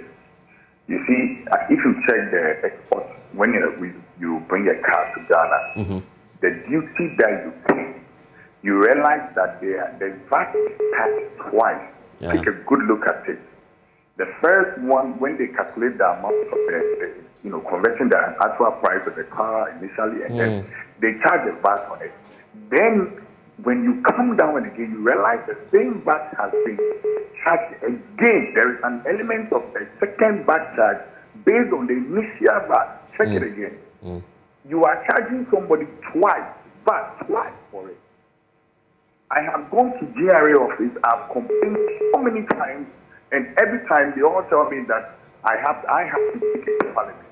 That's what they keep telling me. You have to take it to Parliament, but we can't do anything about it. And I'm like, how can you be charging somebody for VAT twice? Yeah. I wish you guys would take a good look at it. Indeed, and that's a concern many in the business community share about the tariffs at the ports. We'll see about that. Let's do more of your calls this morning. Hello, good morning. Welcome to the show. Okay, we seem to have lost that caller there, but we'll now be speaking to Amma, who's joining us from Taifa. Amma, good morning. Hello? Hello? Hello, can you hear me? Amma, good morning. I can hear you. Yes, welcome to the show. Okay, thank you. So I just wanted to ask a question about the super five, the NPP super delegate. Yes. In the results, I realized that Apiaku didn't get anything. Didn't mean that he didn't even vote for himself. Were aspirants allowed to vote for themselves to vote? If they were allowed to vote, then how come he didn't vote. Even get anything? It didn't mean that he didn't vote for himself. Well, the explanation we have to that is that he's not, one of the delegates deciding, and that's how come. I mean, obviously, he couldn't have the opportunity of voting for himself. Oh, okay. Yes. Okay. Then. Amma, are you still there with us? Oh, unfortunately, we've lost Amma. Amma is very curious about Dr. Konedu Apraku's performance, poor showing at the just ended Super Delegates Conference. He had no vote at all, and he should be worried about that. I mean, knowing that he's expecting at least one, if none, you know. Okay, but unfortunately that's the situation. So let's do Oliver now. Oliver is calling us. Oliver, where are you calling us from now? Oliver, are you still with us? Okay, unfortunately we've lost Oliver, and that's all time will allow us this morning on the AM show. Grateful that you've been with us throughout this 4-hour journey. We'll see you again tomorrow. Bye-bye for now. I'm blessed to log on to myjoyonline.com. Lots of stories there for you, but we also have the Joy News desk coming your way shortly. Please stay on the Joy News channel. Bye-bye.